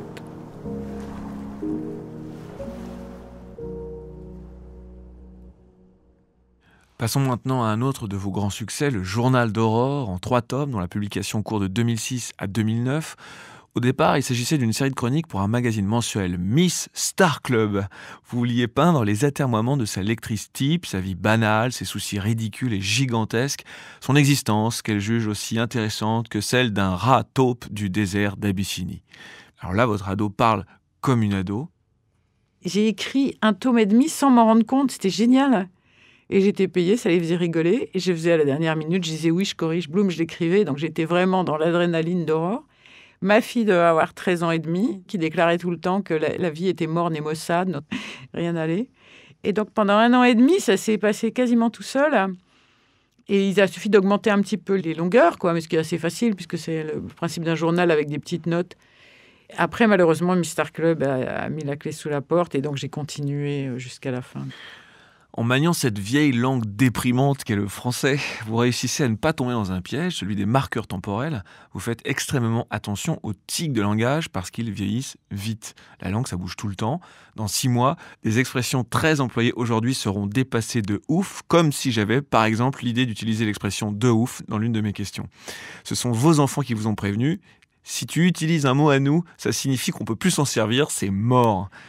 C'est clair que dès que j'utilise un mot, il est sorti de leur vocabulaire, en fait. J'entérine le fait que c'est fini. Vous l'entérinez et vous l'enterrez. Je pense que la seule bonne chose, c'est que je continue à écrire comme l'as de pique, par exemple, des bonnes vieilles expressions du temps passé. Donc là, voilà, c'est indémodable. Après, c'est sûr, tout se démode à une grande vitesse. C'est pour ça, Aurore, les gens peuvent s'identifier facilement et il n'y a pas de tic de langage. J'ai un peu ce problème-là aussi avec les téléphones portables. L'introduction des téléphones portables dans vos fictions ? Eh oui. Par exemple, Verte n'en a pas. Je pense que ça ne gêne pas du tout. Et ce qui reste pareil est bien, bien supérieur à ce qui nous différencie. Donc le matériel informatique, c'est saoulant en fait. Je vais faire mon prochain truc sur une île déserte ou dans une uchronie complète. Est-ce qu'il vous arrive de lire à voix haute vos textes devant vos enfants pour obtenir une sorte de validation de vos écrits pour la jeunesse ? Ah mais les enfants, jamais. Jamais. Mon Dieu, vous êtes fous, vous. C'est tabou, mes bouquins à la maison. On n'en parle pas, sinon, sur un mode légèrement sarcastique pour se moquer de moi. Marine Muraille qui dit qu'elle fait lire ce qu'elle écrit à ses enfants, pour moi, c'est une autre planète. Non, ils ne disent pas. Moi, je suis la personne qui regardait les bulletins, faisait de la soupe et la mer, quoi. Donc, ils n'ont pas à être mêlés à toute cette petite activité publique que j'ai dans le monde extérieur. Ils s'y intéressent quand même ? Ils ne lisent pas du tout vos bouquins ? Aurore est toujours fâchée sans être particulièrement rebelle, comme souvent les ados. Mais tout de même, elle se laisse aller dans le premier tome à une provocation que je vais lire.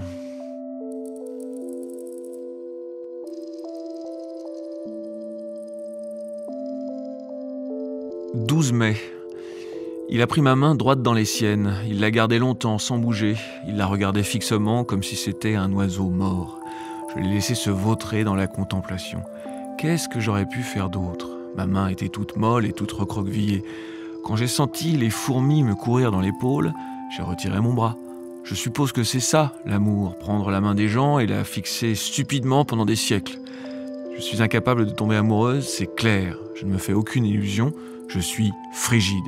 J'ai sûrement été traumatisé dans mon enfance, mais par qui ? 22 mai. Elle se retrouve à table, en famille. Est-ce que quelqu'un à cette table est au courant que j'ai été abusé dans mon enfance ? Quoi ? A crié ma mère en agitant son gant au-dessus de la table. Les yeux de Sophie se sont écarquillés. Jessica a cessé de rire. Mamie a perdu son bon sourire obsessionnel. Papy en a profité pour prendre un peu de purée. Oui, parce que j'ai besoin de savoir par qui, ai-je ajouté fermement, et dans quelles conditions. Le silence est tombé sur la table comme une enclume. Si quelqu'un cherche à faire de l'effet dans un dîner, je conseille l'abus. C'est radical. Elle voit ensuite un psy qui lui suggère que peut-être elle n'aime tout simplement pas les garçons. Conclusion de cette affaire. 24 juin. Si je ne suis pas frigide, je ne suis pas traumatisé. Si je ne suis pas traumatisé, personne n'a abusé de moi. Si personne n'a abusé de moi, il est normal que je n'en ai pas de souvenir. D'un côté, je suis un peu déçu. De l'autre, je suis contente de savoir que j'ai une mémoire en bon état.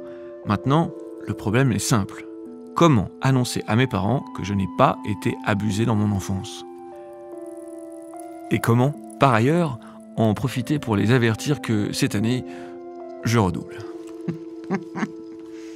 C'est assez marrant, et je dois dire que ça résonne fort en ce début d'année 2021, très imprégné par toutes les questions liées à l'horreur de l'inceste. Quand on est une autrice très grand public comme vous, jusqu'où placez-vous le curseur de l'humour ? De quoi doit-on rire et comment vous arrive-t-il de vous censurer ? Et est-ce que cette tendance éventuelle à l'autocensure, si elle existe, augmente avec l'époque et ou avec la notoriété ? Avec la notoriété, je pense pas. Je me censure pas tellement. Je suis pas tellement transgressive. C'est pas mon naturel, en fait. C'est pas mon choix d'aller vers la transgression. Après, elle m'arrive comme ça parce que c'est de l'insolence, en fait. C'est pas vraiment de la transgression. Et là, je pense que cette transgression, je peux me la permettre dans Aurore parce que c'est extrêmement adolescent d'être fasciné par des situations difficiles, douloureuses, glauques. Si vous voulez faire lire un bouquin à un adolescente ou un adolescent qui ne lit pas, trouvez-lui un horrible fait divers. Trouvez-lui une histoire terrible. Parce que ça va l'intéresser, parce que c'est fascinant. Et cette histoire d'abus, on en entend parler, parce que les gosses regardent la télé, forcément. Donc, à un moment, le fait que Aurore, que rien n'arrête, s'en sert pour animer le dîner familial. Et après, on voit tout de suite, elle ne se souvient plus par qui ni quand. On voit bien que ça ne repose pas sur un truc vrai. Je trouve ça vraiment drôle. Après, je ne voudrais pas que ça puisse être interprété comme quelqu'un qui s'en fiche des histoires d'abus, parce que, comme dans toutes les familles, voilà, il y en a eu. Je sais à quel point c'est épouvantable, et dans les amis aussi, je vois bien ce que c'est en vrai. Mais là, c'est pas ça. Donc, je me le reproche pas du tout. Mais cette question de l'humour, elle se pose beaucoup dans Aurore. Puis je suis allée dans des classes où je me suis fait reprocher, j'ai senti qu'il y avait un malaise. Elle me suis fait reprocher super violemment les blagues qu'elle fait à un moment où elle a des boutons ou je sais pas quoi. Elle dit que la solution serait de porter un grand voile noir qui la couvre entièrement, ajoutant que le problème serait qu'elle aurait vraisemblablement le gros mari barbu qui va avec. Moi, ça me semble désopilant. Et effectivement, un des trucs du voile qui cache toute la figure, comme d'ailleurs les masques qu'on porte maintenant, elles peuvent toutes vous dire « Ah, on voit pas les boutons, c'est trop cool. » Là, tu peux mettre le mascara, t'es une beauté fatale, quel que soit l'état de ta peau. Mais on doit pouvoir les faire, ces blagues-là. Et moi, il y a des classes qui m'ont dit « Madame, est-ce que vous savez que votre livre est raciste ? Vous n'avez pas le droit d'écrire ça. » Je fais des blagues sur l'Église catholique, en veux-tu, en voilà. Donc, faire n'importe quelle blague, mais très légère, parce que quand même, la blague, elle est légère, de près ou de loin qui touche à ça, on se le reprend. Mais ce sera à refaire, je réécrirai la blague pareil, parce que franchement, elle est drôle. Elle est drôle, elle n'est pas du tout méchante. Vous avez dit un jour, je pense qu'on peut tout expliquer à un enfant, et même qu'on doit, d'une certaine manière, lui expliquer. Rien n'est pire que de laisser quelqu'un à la merci de son imagination, enfant ou pas. Ce qu'on ne dit pas, ça produit une souffrance, comme un amputé ressent des douleurs dans le membre absent. Ou alors, l'enfant reconstruira par lui-même ce qui est bien pire, puisqu'il produira des fantasmes qui ne sont pas en accord avec la réalité. Simplement, il faut lui dire des choses à la fois vraies et à hauteur d'enfant. Prendre des comparaisons, choisir des termes simples et ne pas hésiter à lui parler des méchants, parce que je vous assure que les méchants, ça existe. En 2016, vous avez par exemple coécrit l'histoire de Sotik, d'après le récit authentique d'un Cambodgien, Sotik Ok, que vous avez rencontré au Cambodge, qui a vécu son enfance sous les Khmers rouges. Ça vous a permis de raconter aux enfants comment se met en place une dictature sans pour autant les choquer. Choquer n'est jamais bon, parce que ça empêche la réflexion. Le problème qu'on a, mais c'est un problème qui peut marcher pour les adultes, mais après pour les adultes, ma foi, tant pis pour eux, c'est la sidération. Sur les choses très très graves, par exemple les Khmers rouges, le livre de Ritipan Tsulim qu'il a écrit avec Christophe Bataille, L'élimination, c'est difficile à lire parce que la violence est telle que vous ne pouvez plus penser. Oui, il faut dire aux enfants, mais là, il faut vraiment être adulte, il faut se méfier de sa propre sidération et de sa propre fascination. Il faut dire les choses qu'ils puissent comprendre, il faut l'amener à comprendre. Et le récit de Sotik, il était accessible aux enfants parce que d'abord Sotik, il a retrouvé toute sa famille à la fin. Il ne faut pas désespérer Billancourt, c'est pas la peine. Et qu'il était à la campagne, donc ils n'ont pas été déportés. Alors que, par exemple, la famille de Ritipan, c'est une famille de Phnom Penh, et ses parents, ils ont négocié. Donc en fait, Sotik, il peut raconter une partie de l'horreur, mais on n'est pas le nez sur les choses impossibles. Mais en même temps, ça en parle, ça le dit. Ça montre comment on est embrigadé, ça montre comment un enfant, il perd son âme, comment tout le monde perd son âme, en fait.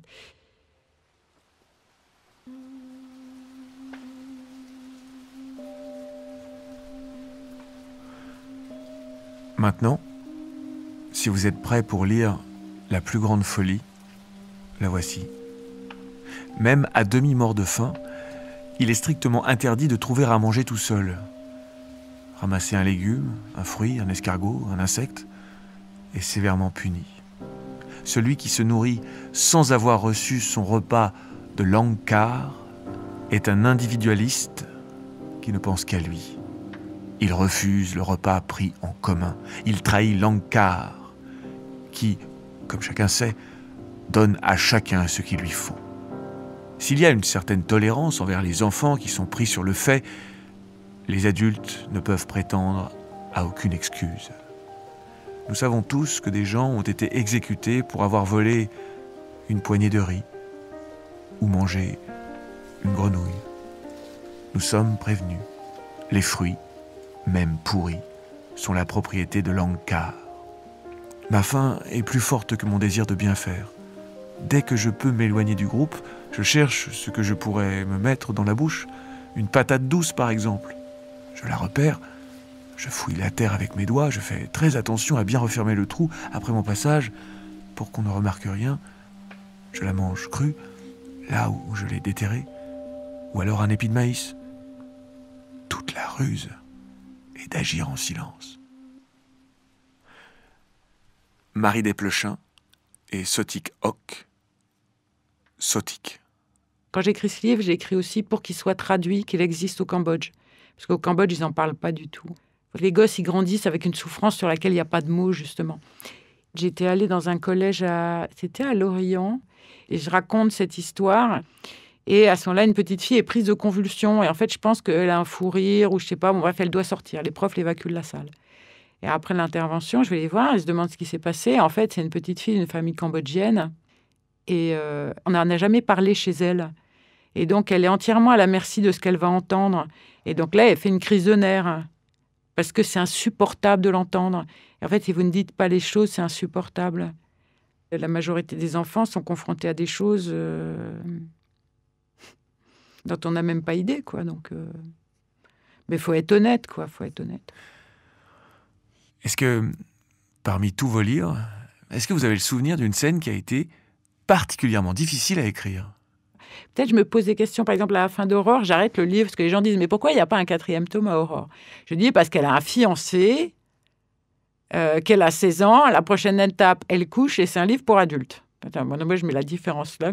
Et par exemple, tout ce passage, je sais que c'était assez touchy à écrire. À la fin du tome 3, elle va le retrouver dans sa chambre. Et en fait, comment on dit ça ? Ça, c'est compliqué à dire. Tout ce qui est avant le passage à la sexualité adulte. Et à la fois, c'est un moment très, très beau, quoi. J'adore ce moment. Et bien, c'est super compliqué à écrire. « 13 août. La 2e nuit, David est venu dans ma chambre. La 3e, je suis allée dans la sienne. La 4e, il est venu dans la mienne. Et la 5e, on est resté chacun chez soi. On s'est endormi. Parce que le vrai problème, c'est de rester éveillé en attendant que toutes les lampes soient éteintes et que tous les habitants roupillent. Très dur, surtout après un certain nombre de nuits passablement raccourcies. La 6e nuit, on s'est endormi dans le même lit. C'était un peu la panique au réveil, mais les parents étaient tellement occupés par leurs gosses que personne n'a remarqué David quand il est sorti de ma chambre. Les nuits passent et ils se ressemblent, et tant mieux.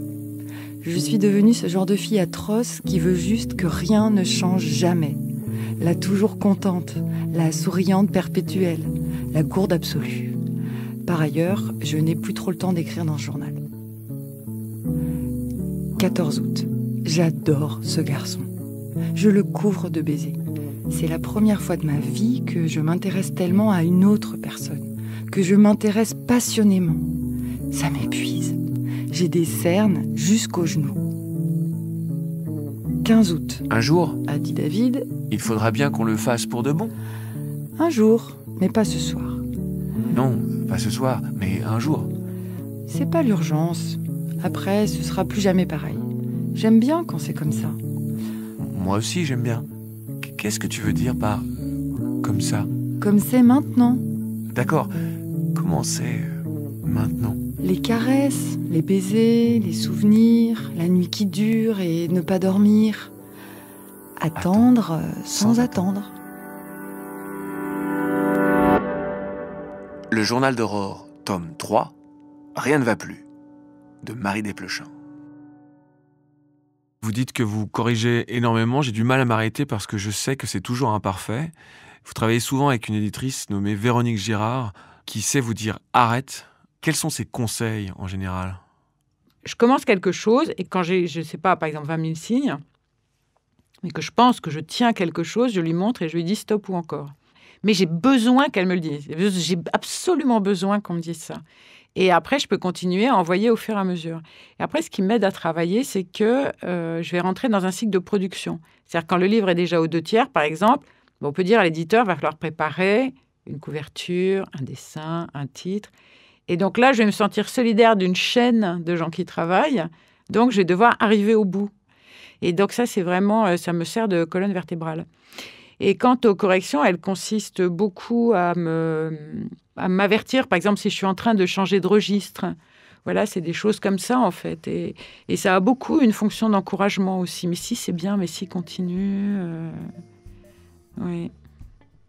C'est un peu enfantin, hein. Ce qui est horrible, c'est de se dire qu'on a fini et que ça va partir et qu'on est sûr qu'on n'a pas très bien fait, qu'il y a des trucs qui ne sont pas trop écrits, qu'il reste des petits partout, qu'on aurait pu mieux faire ça, ou peut-être que ça, c'est ennuyeux. Ou voilà. Moi, j'ai beaucoup de mal à l'étape des corrections, c'est ce que je déteste. Et après, j'ai conscience de mes défauts, j'ai conscience de quand je peux m'étaler ou... Non, je vois bien où je peux me planter aussi. À suivre sur arteradio.com.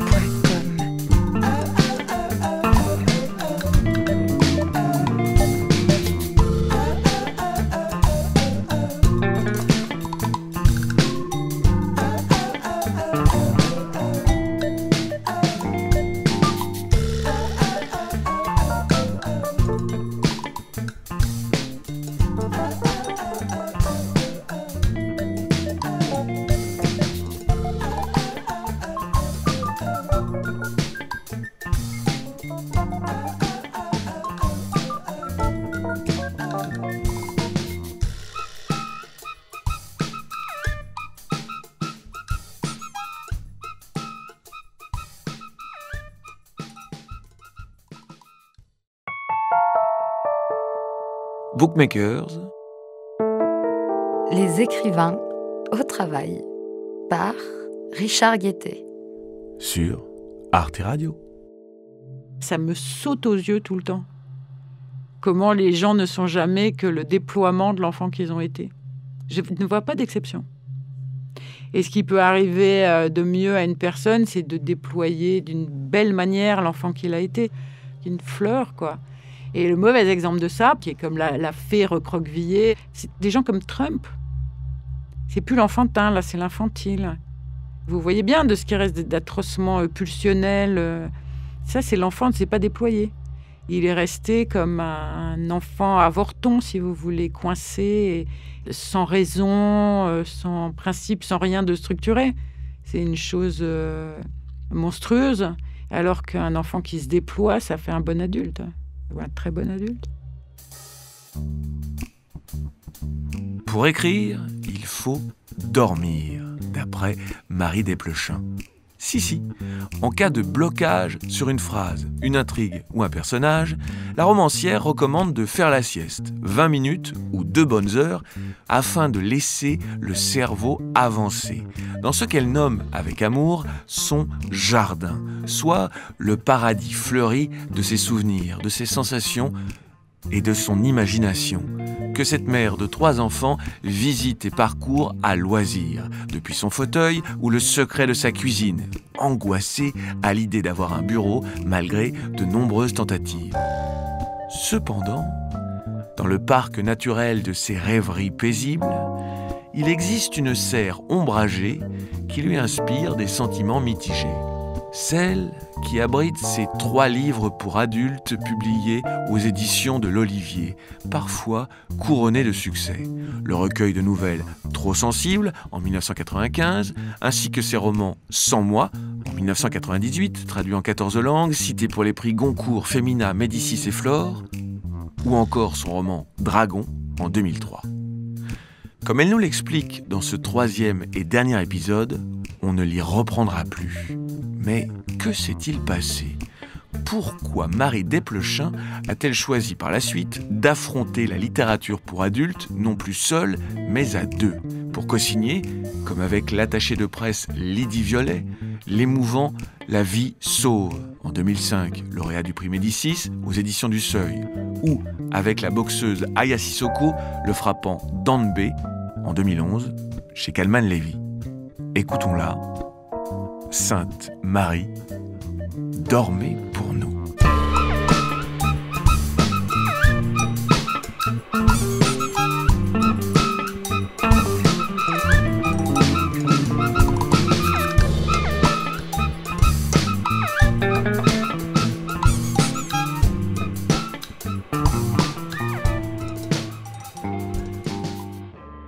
Marie Desplechin, vous vous décrivez comme une paresseuse contrariée. Vous préféreriez de loin passer votre vie sous la couette avec un bouquin et ne jamais sortir plutôt que de travailler. Pour contrer cette menace, vous vous obligez à la suractivité. Quelle est votre discipline quotidienne ? Quels sont vos horaires d'écriture, par exemple ? Ça peut être à toute heure, ça c'est clair. Et tous les jours ? Ah non, c'est pas tous les jours. J'ai une vie beaucoup trop occupée pour écrire tous les jours. Ah non, j'ai trop de trucs à faire. J'ai pas mal de responsabilités associatives. Après, j'ai des petites activités militantes aussi qui prennent des week-ends. J'ai une famille parce qu'il y a des gens chez moi, mais après, il y a mes enfants et puis il y a mes parents. Et le temps est malheureusement pas extensible. J'écris des scénarios, je suis sur 4 projets en même temps à des stades différents d'avancement. Donc, à un moment, je sais que si j'écris pas de livre, je vais être malheureuse. Parce que écrire, c'est vraiment un merveilleux réparateur d'angoisse de fond. C'est pas l'angoisse sur le moment, c'est vraiment l'angoisse globale. Écrire, ça vous assoit, c'est vraiment bien. Donc, il va falloir que j'y retourne, quoi. Puis j'ai 2-3 projets dans la tête. Il y en a un qui va s'imposer. Et là, je prendrai le temps que j'aurai. Je vais le voir arriver, ce temps. Je vais me dire, là, j'ai autant d'heures. On n'écrit pas pendant 1 heure. Il y a des gens qui le font, hein. Mais moi, j'arrive pas. Le temps que je lance la machine, que je m'oblige à m'asseoir, que je me concentre, il faut au moins 2-3 heures. Et je vais les trouver. Là, je vais me dire, ces 3 heures, les voilà, quoi. Et puis après, il y aura encore 3 heures. Et puis après, je vais décrocher le temps et ce sera bien. Vous m'avez dit un jour, lors d'une précédente interview, c'était sur une péniche à la frontière allemande, mais ça n'a aucun rapport. Je me souviens très bien. Que vous n'aviez aucun problème à écrire dans le bordel alentour, au milieu de la cuisine, avec tout votre petit monde qui s'agite. Expliquez-moi ça, parce que moi, j'en suis incapable. En fait, il faut les deux. Il faut des moments où vous êtes seul avec vous-même, mais il y a aussi ces curieux moments où ce qui est vraiment vivant et créatif en vous a besoin d'être entouré comme une chaleur. Et ça m'est souvent arrivé pour des textes courts ou des textes émouvants, de ne pas y arriver seule parce que j'étais paralysée. Il y a un moment où on peut être paralysé par l'angoisse, on peut être paralysé par le silence ou paralysé par soi-même ou par les bruits blancs en radio. Et en fait, si autour de vous, ça se crée, mais que vous savez que vous êtes bien centré à l'intérieur, alors vous arriverez à écrire. Votre cerveau, il va le faire. C'est le désordre autour de vous et précisément ce que vous faites, c'est vous mettre en ordre. Je me revois en train d'écrire un texte alors qu'il y avait pas mal de gens autour de moi qui pouvaient me parler, mais j'étais assise sur un fauteuil et je savais que c'était ce texte-là et que j'avais l'énergie de ce truc-là. Et on pouvait me parler, je pouvais répondre, mais je pouvais écrire le texte, en fait. C'était la chose principale. C'est marrant, hein. Et je me souviens même quand je devais apprendre quelquefois, quand j'étais étudiante, même du grec, où j'allais dans un café PMU pour travailler. Parce qu'il y avait du bruit. Dans votre roman pour adultes, 100 mois, il y a un petit passage qui, je pense, raconte cette discipline d'écriture. Ah mince, je n'arrive pas à m'habituer à l'appartement vide. La tasse de café n'a pas bougé depuis ce matin. Une auréole noire a figé dans le fond de la soucoupe. Les heures ont passé sans que personne n'ait eu la grâce angélique de déplacer, de repousser ou même de casser cette tasse. Elle est indifférente et immobile, fossilisée. Suzanne, Thomas, Olivia, leur clair désordre me fait défaut. C'est exactement ça. C'est pour ça que j'aime travailler dans la cuisine et que j'ai fait 1000 tentatives pour avoir un bureau, parce que quelquefois je me dis... Ou alors les autres, on a toujours l'impression que les autres ont une vie qui ressemble à quelque chose, tandis que la vôtre ressemble à rien. Enfin, moi, j'ai vraiment ce sentiment-là. Donc, je me dis, je vais avoir un bureau. Alors, à un moment, j'ai eu un petit studio, mais je vous jure, j'étais paralysée d'angoisse, je faisais la sieste. Après, j'ai eu une pièce dans l'appartement avant qu'on mette des gosses partout. Et je n'allais jamais dans cet endroit-là. Et maintenant, j'ai juste un meuble qui est un bureau dans le séjour, qui est un dépotoir. C'est couvert de papier d'âges différents, de strates de papier. Et j'ai continué à travailler dans la cuisine ou dans le canapé. Parce que ce sont des endroits qui sont familiers. Ce sont des endroits où je sais où je suis et je peux me centrer autour de moi. Ça fait peur de travailler. Parce que vous sautez dans le vide, en fait. Vous faites confiance à quelque chose qui n'existe pas. Donc c'est normal que ça soit un sentiment générateur d'angoisse.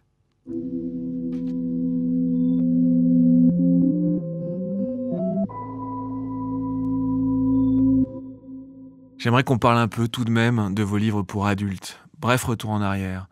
En 1995, vous avez déjà signé 4 romans pour la jeunesse et vous présentez 2 nouvelles à Olivier Cohen, directeur des éditions de l'Olivier, et Marie, de votre éditrice Geneviève Brisac. Il vous en demande 6 autres de nouvelles. Cela deviendra le recueil Trop sensible qui se vend à 40 000 exemplaires. Il y aura ensuite 3 ans plus tard, en 1998, 100 mois, une très forte histoire d'amitié entre une jeune femme, Olivia, toxicomane, qui a été abusée sexuellement dans sa jeunesse, et la narratrice qui la prend comme babysitter de ses 2 enfants. Vous avez écrit ce livre en 10 mois. Je n'ai qu'une seule question à son sujet. Comment l'avez-vous construit ? J'ai vécu à peu près 10 mois aussi, avec une personne qui était babysitter de mes enfants, enfin qui fait partie de la famille. Et je savais que c'était une très très bonne histoire. Et 8 ans après, les choses se sont décantées. En fait, c'est pas un témoignage, c'est un roman, c'est une histoire qui pourrait ne pas... Sa force est d'être un personnage extraordinaire, qui est le personnage d'Olivia dans le livre. Et le temps écrème et transforme et il fait un travail de sculpture, en fait. C'était un travail patient de parler avec Elina, qui est la vraie personne, et lui dire voilà, je vais faire ça, est-ce que tu es d'accord ? Et qu'est-ce que je n'ai pas le droit de dire ? Parce que, comme presque toujours, la vie est soit meilleure, soit pire que ce qu'on peut en raconter. Et donc, voilà, elle m'a mis la liste de ce dont elle ne voulait pas qu'on parle.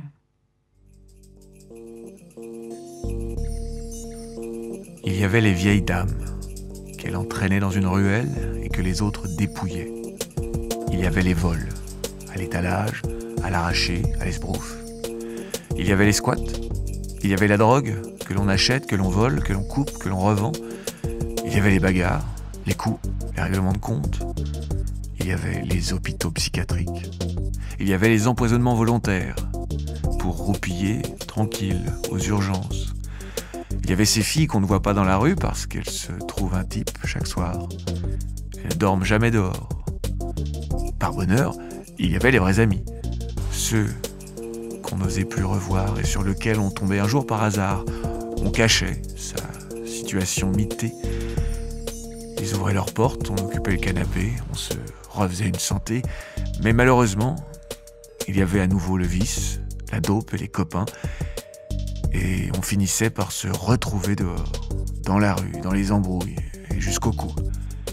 Et rien, absolument rien de ce que racontait Olivia n'était utilisable. Marie Desplechin, 100 mois. Ce qui a été super bien, c'est que j'ai eu une bourse du CNL. Le Centre national du livre. Pour faire un livre pour enfants, que je n'ai jamais fait. Mais c'était une bourse sabbatique. Toute ma vie, c'est une vraie question, c'est comment je vis, quoi. Comment je fais pour le loyer. Et donc, j'ai eu le temps. C'était la fois de ma vie où j'ai eu le plus, parce que personne ne me demandait rien. C'est trop bien. Après, ça ne s'est plus passé, malheureusement. Et arracher 10 mois au temps me semblerait très difficile. Et c'était une surprise, pas forcément divine d'ailleurs, que ce livre rencontre beaucoup de lecteurs. 100 mois se vend en 1998 à 150 000 exemplaires. Le roman est retenu pour les prix Goncourt, Femina, Médicis et Flore avant d'être traduit en 14 langues. Vous avez donc démarré votre carrière d'écrivaine adulte en étant couronnée de succès.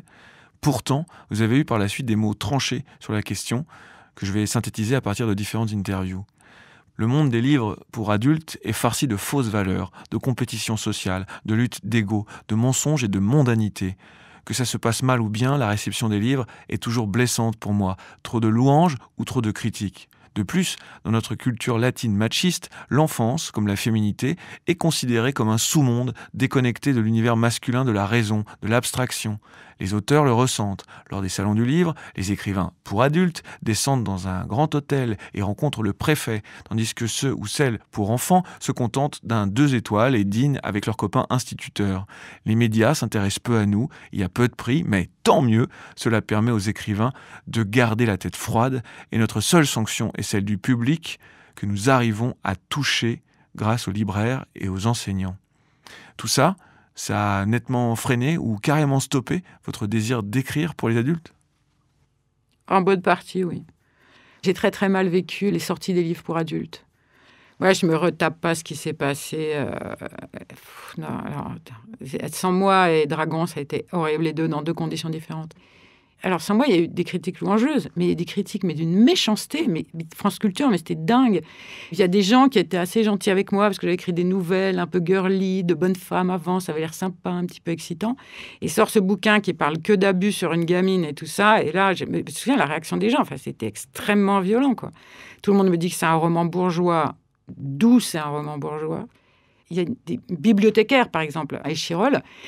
Elle a pris une journée de congé pour ne pas avoir à me dire bonjour. Je ne sais pas pourquoi, je ne sais pas quels sont les bruits qui ont couru. Sans moi, qui a été nommé pour tous les prix, n'en a eu aucun.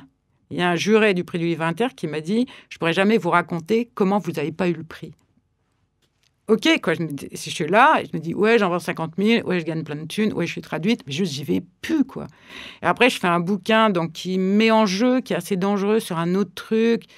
Qui s'appelle Dragon, qui s'appelle Dragon, ouais, qui est un cauchemar. Après, il y a des gens qui adorent ce bouquin. 2 fois sur 2 trucs différents. C'est comme ça que ça se passe. Alors là, pour le coup, sans moi, quoi. Littéralement sans moi. Littéralement sans moi, ouais. Vous allez ensuite décider, en quelque sorte, d'affronter ce dragon du monde littéraire, celui des adultes, non plus seul, mais souvent à 2, en recueillant, par exemple, la parole de quelqu'un, mais sans en faire un livre d'entretien. L'exemple le plus remarquable de cet accompagnement, ce sera pour La vie sauve, lauréat du prix Médicis en 2005, avec Lydie Violet, attachée de presse, atteinte d'une tumeur qui lui squatte tout le cerveau gauche.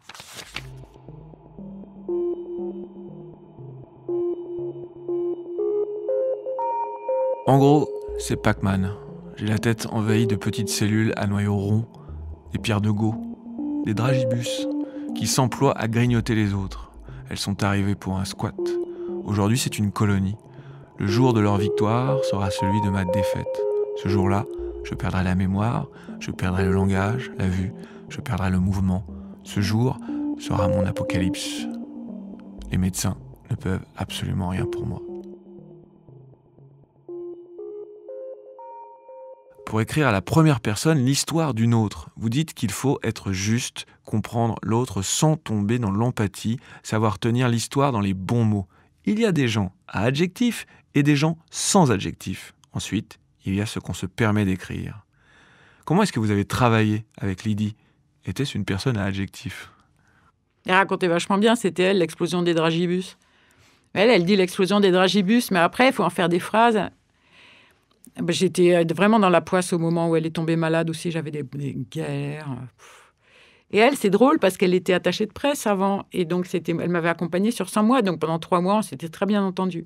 Elle ne ressemble pas du tout au monde des attachés de presse parisiennes. En plus, elle était gentille. J'allais là-bas et puis, en fait, on faisait rien. Hein. Je faisais la sieste, on fumait des clopes, on déjeunait. Elle se plaignait. Et je me disais, mais comment je vais le faire, ce bouquin ? C'était dingue. Mais j'écrivais pas. Hein. Puis, il n'y avait pas tellement de choses à écrire. Je me disais, mais comment je vais faire ? Vous preniez des notes ? Non.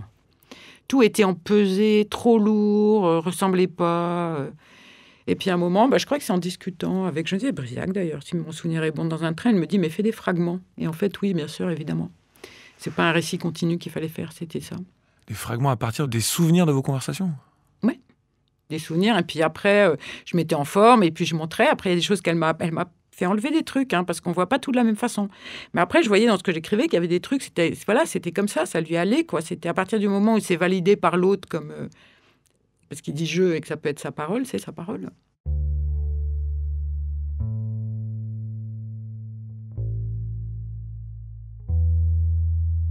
La spirale hélicoïdale qui gouverne ma tête a été terminée un jour de grève. À une hauteur d'1,62 m, un poids de 50 kilos, et une profondeur de 40 ans, Il a été programmé que ma tête ne tiendrait pas. Le 28 août, Big Bang. J'explose.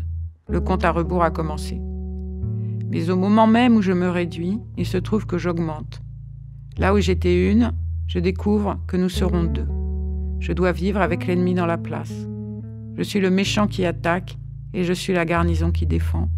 Je suis l'armée d'invasion et je suis le château assiégé. Je suis l'espoir et le désespoir, la force et la faiblesse, la mort et la vie.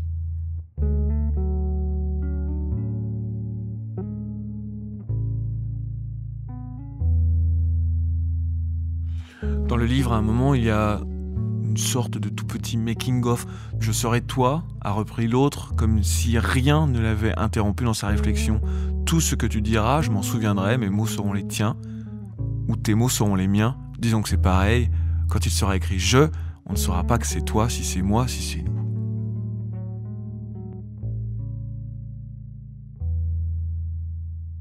En fait, la vraie histoire, c'est que j'avais un enfant qui était malade à ce moment-là. Et c'est des trucs dont vous pouvez parler à personne. Et Lydie, c'était quelqu'un qui écoutait très bien. Alors, elle avait le pire du truc, parce qu'elle était vraiment très, très menacée. Au début, on a pensé qu'elle allait mourir très vite. Après, c'était 8 ans. Après, voilà, elle vivait quand même avec quelque chose de... Et en fait, elle est toujours prête à écouter et à s'indigner pour vous et à compatir. Enfin, c'était vraiment génial. Avec elle, c'est possible non seulement de parler, mais d'être entendue. Et il y avait des choses qui allaient pour elle et qui allaient pour moi. Par exemple, l'idée que quand on est très malheureux, on est un monstre. Et que c'est comme si on avançait comme un lépreux avec une clochette. Et donc, en fait, dans ce livre, ce qui était vachement beau, c'était que c'était Lydie qui me le prêtait. Elle vous prêtait ce monstre ? Non, c'était Lydie qui me prêtait son statut. Et je pouvais me cacher derrière elle. Pour raconter votre désespoir d'avoir un enfant malade. Voilà, c'est à un moment, on dit dans le livre que le bonheur peut exister en même temps que le malheur. Ben, c'était vrai pour elle et c'était vrai pour moi. Et c'est pour ça qu'il y a nos deux rêves. Il y a plein de choses qui sont vraies pour moi à ce moment-là. Et je peux les écrire, et je peux les écrire légitimement, parce que Lydie, elle les éprouve à sa manière au même moment. Je signale qu'il est disponible en poche, accompagné de lettres de lecteurs et lectrices. Merci. Merci d'avoir si bien exprimé la souffrance physique et morale des malades, leur désarroi devant les tracasseries, la froideur de certains médecins, le regard des autres. Comme si la maladie ne suffisait pas à nous empoisonner la vie. Excusez-moi pour ces réactions à l'emporte-pièce, mais votre livre est devenu une sorte d'être en chair et en os, à qui on a envie d'adresser la parole. Est-ce qu'il y a quelque chose qui vous ferait plaisir ? Un chapeau, une crème, un parfum, une balade en voiture quelque part, un livre, un DVD, un CD ? Je suis tout près de vous, je pense à vous. Si vous avez besoin d'un plus d'amitié, je suis là. Très jolies lettres que vous ont témoigné. Ouais, on a eu beaucoup de courriers, évidemment. Le livre, il a bien marché, ça a été trop bien. On est allé dans les salons, alors c'était formidable. Et c'est une expérience tellement géniale. Tellement géniale. Les gens arrivaient dans les salons, ils nous regardaient, ils disaient « La tumeur, c'est qui ?» C'était trop bien. Est-ce qu'on peut parler d'argent ? D'argent ? Oui, bien sûr. Vous avez pu vivre de l'écriture à partir de 40 ans. Le succès de Ouverte, sorti en 1996, est vendu à ce jour à 860 000 exemplaires. Et votre rente, dites-vous, c'est comme si, depuis cette date, je recevais chaque année une bourse du Centre national du livre pour me permettre de continuer à écrire. Et je ne cite là qu'un seul de vos succès. En tout, d'après l'École des loisirs, vous avez vendu 2 300 000 livres en 28 ans de carrière. Ah ouais ? Ouais. Ah bah dis donc, hein. Ça c'est une information. Comme dirait mon mari, mais où est passé tout cet argent ? 3 petites questions. À combien s'élevait l'avaloir reçu en 1993 pour votre tout premier livre, Le sac à dos d'Alphonse ? Je me demande si c'était pas 7 ou 800 francs. J'en suis pas sûre. Mais l'École des loisirs, il y a un truc qui est pas mal, c'est que je pense que tout le monde est à peu près au même truc. C'est-à-dire, si moi je veux une rallonge, je suis obligée de négocier quand même. Hein. Et il m'explique que je vais devoir le rembourser sur mes droits d'auteur. Et c'est bien. J'aime bien ce principe qu'on soit sur la même base de droit, tous les auteurs, et qu'on ait les mêmes avances, parce que ça permet de faire marcher une maison d'édition, en fait. Il faut avoir des gros vendeurs pour avoir des moins vendeurs qui sont très bien. À combien s'élève l'avaloir que vous recevez à présent pour chaque livre signé à l'École des loisirs ? Alors, c'est le même que les autres. Hein. Alors, attends, c'est que moi, je ne lis pas les trucs. Ça doit être autour de 3 000 €. Mais le dernier, j'ai appelé, j'ai dit, en fait, je voudrais plus. Parce que je me suis dit, j'arriverai à en vendre. Non, mais attends, j'en veux plus, quoi. J'ai demandé 5 000. Ok. Et vous restez à 5 000. Bah, c'est déjà pas mal, 5 000. Après, de toute façon, on les rembourse sur les droits. Puis, de toute façon, après, je gagne des sous tous les ans. Donc, qu'est-ce que je vais aller réclamer des avaloirs énormes Ça n'a pas de sens. Enfin, j'en ai pas besoin, quoi. À partir de quelle somme estimez-vous que les conditions sont réunies pour pouvoir écrire ? Ben, en fait, c'est pas une somme. C'est faut que vous puissiez payer votre loyer et manger vos enfants aussi et payer vos impôts. Et que ce soit pas terrible à chaque fois de vous dire bon sang, je vais pas y arriver ce mois-ci. C'est ça qui est dur. Enfin, c'est bête, hein, j'allais dire c'est une chambre à soi, mais c'est une chambre à soi pour les hommes aussi. Après, tout le reste, c'est du confort. Il y a ça et le fait de vivre avec un mec qui était dans un appartement. Qui avait son propre appartement. Et ouais, et là, j'ai pu écrire sans moi, parce qu'avant, c'est bien trop compliqué. Enfin, il fallait trop travailler. Surtout séparés. Pas de pension alimentaire, on n'était pas mariés, de gosses. Bon, en même temps, ils s'occupaient des enfants aussi, mais si vous êtes seul, c'est pas grave, vous trouverez toujours quelqu'un. Enfin, c'est ce que je me dis. Moi, j'aurais pu aller chez mes parents, ou voilà, j'aurais trouvé un toit. Mais à partir du moment où vous avez d'autres gens avec vous, il faut gagner des sous. Et ça, c'est prioritaire sur écrire. Et écrire, c'est quand même extrêmement hasardeux. Moi, j'ai eu une chance incroyable. Enfin, à un moment, c'est quand je dis gagner au loto, je le dis pas par hasard. Il y a beaucoup de gens qui sont très talentueux et il n'y a pas que le talent qui joue, et on le sait tous. Une question de notre réalisateur Samuel Hirsch. Quel est le son du réel qui correspond le mieux à votre œuvre, à votre univers littéraire ? C'est dur hein, comme question. Le son du réel de mon imaginaire. Mais c'est marrant, hein, c'est parce que j'ai que des sons qui font peur. Ah, c'est bien. Une petite musique dans la nuit, par exemple, ou des trucs comme ça. Ou le vent qui se met à souffler. C'est bizarre, le vent qui se met à souffler, parce qu'on entend des tas de bruits, on imagine des formes derrière. Mais j'ai encore peur la nuit à la campagne, hein, parce qu'il y a des tas de bruits, on ne sait pas ce que c'est, il y a des bêtes, il y a toute une vie dont on ne sait pas si elle est si bienveillante.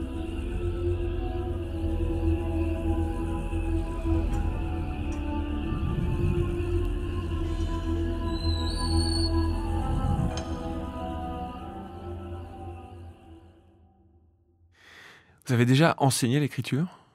Oh, j'ai fait des ateliers, j'ai horreur de ça, je m'en fous complètement que les autres écrivent. Ça ne m'intéresse pas. Ça m'intéresse d'écrire pour les autres ou avec les autres, ça m'intéresse.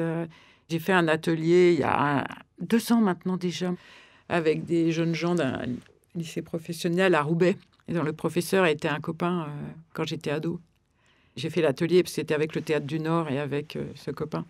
On a écrit des textes avec eux et là, vraiment, j'ai adoré ça. Mais j'ai appris à écrire à personne. Mais après, les ateliers d'écriture, les gens arrivent avec leur somme d'espoir, tout ce machin un peu terrible qu'il y a derrière l'écriture. Et mon Dieu, c'est dur d'écrire. Moi, j'aime pas écrire. Je trouve ça laborieux, je trouve ça... Ça vous remet en question. Vous êtes jamais à la hauteur de ce que vous voulez faire. À la fin, il y a 10 chances sur 12 que vous pensiez que vous êtes nul. Comment je peux faire pour écrire ? Je sais pas, démerdez-vous. Je sais pas, enfermez-vous. Mince, allez-y. Je me souviens d'une copine qui est devenue éditrice, qui est une très bonne écrivaine, une très bonne styliste. Et elle était dans un truc aussi, elle avait un mec, elle avait des gosses, elle avait un boulot et tout. Elle voulait, quoi. Elle est allée dans un atelier d'écriture. Elle disait, c'était pas tellement pour les conseils qu'on me donnait, en fait, c'était parce que là, j'écrivais. Là, j'étais pas chez moi, on pouvait pas me demander autre chose, je savais pourquoi j'étais là. Et là, je l'ai écrit. Et en fait, elle a fait son bouquin là. Donc, elle a trouvé son truc. Quel exercice vous pourriez recommander ? Je dirais, moi, je sais pas, moi, faites la sieste. Faites la sieste. Moi, je travaille souvent en faisant la sieste. Le sommeil, c'est un super bon truc. C'est-à-dire, je me mets à travailler, et puis bon, comme je suis toujours fatiguée, j'ai toujours envie de dormir. Donc, je me mets à travailler jusqu'à ce que je bloque. Vous bloquez très vite. Vous n'arrivez pas à trouver le truc, vous n'avez pas la première phrase, vous n'avez pas la deuxième, ou là, vous avez la première, la deuxième est une tannée. Endormez-vous dessus. Et vous allez voir, vous vous réveillerez. Alors, vous pouvez dormir un quart d'heure, mais vous pouvez dormir 2 heures. Et vous allez voir, vous l'aurez après. Faites confiance à ça. C'est dur, allez marcher. Quand on marche, quand on bouge son corps, vous allez voir le nombre d'idées que vous allez avoir. Après, vous allez les mettre en ordre. Voilà ce que je conseillerais comme exercice. Des exercices physiques. Du vélo, de la natation, de la marche. Dormez à des heures incongrues. Si vous n'y arrivez vraiment pas, picolez. Mais pas trop, parce qu'après, vous allez dormir. Ça, cette expérience ne donnera rien du tout. Picolez dans une juste mesure. Pour terminer, j'aimerais que vous nous lisiez un tout petit passage de votre dernier roman en date, La Capucine.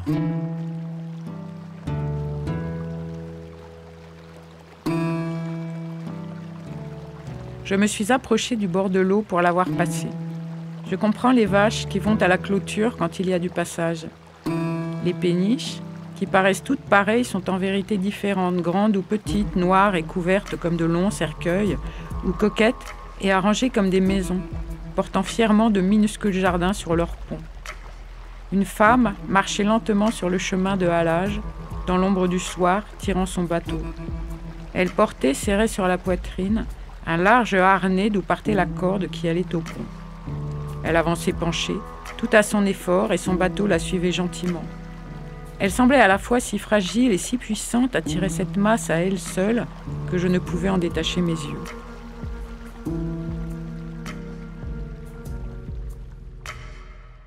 Est-ce que ça serait pas une bonne métaphore de l'écrivain, ça? Tirer le bateau de son imaginaire. Oh, bah si, ça pourrait être ça. Non, en fait, je sais pas. Parce que l'imaginaire, c'est bien. Elle existe, la photo. Hein, Une femme qui tire son bateau, quoi. Oui, qui tire la péniche. Ouais. C'est super important de rêvasser pour écrire, parce qu'en fait, le livre, il se fait quand vous rêvassez.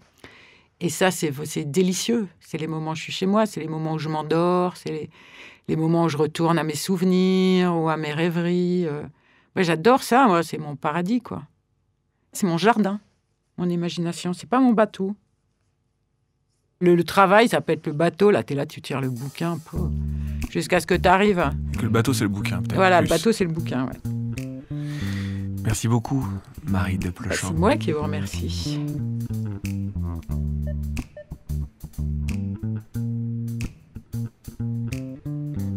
Chères auditrices, chers auditeurs, on se retrouve le mois prochain pour un nouveau numéro de Bookmakers, les écrivains au travail, à suivre sur arteradio.com ou votre application de podcast préférée.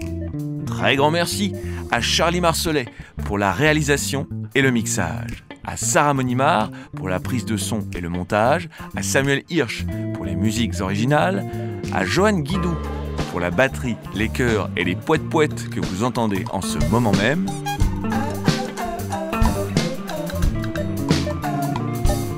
à Jennifer Agneau, Stella Defeder et Delphine Saltel pour les lectures, ainsi qu'à Sophia Girard-Bresson, Vadim Girard-Bresson, Joseph Hirsch et Lou Marcelet pour leurs malicieuses interventions. Le mois prochain, je recevrai avec joie Pierre Jourde.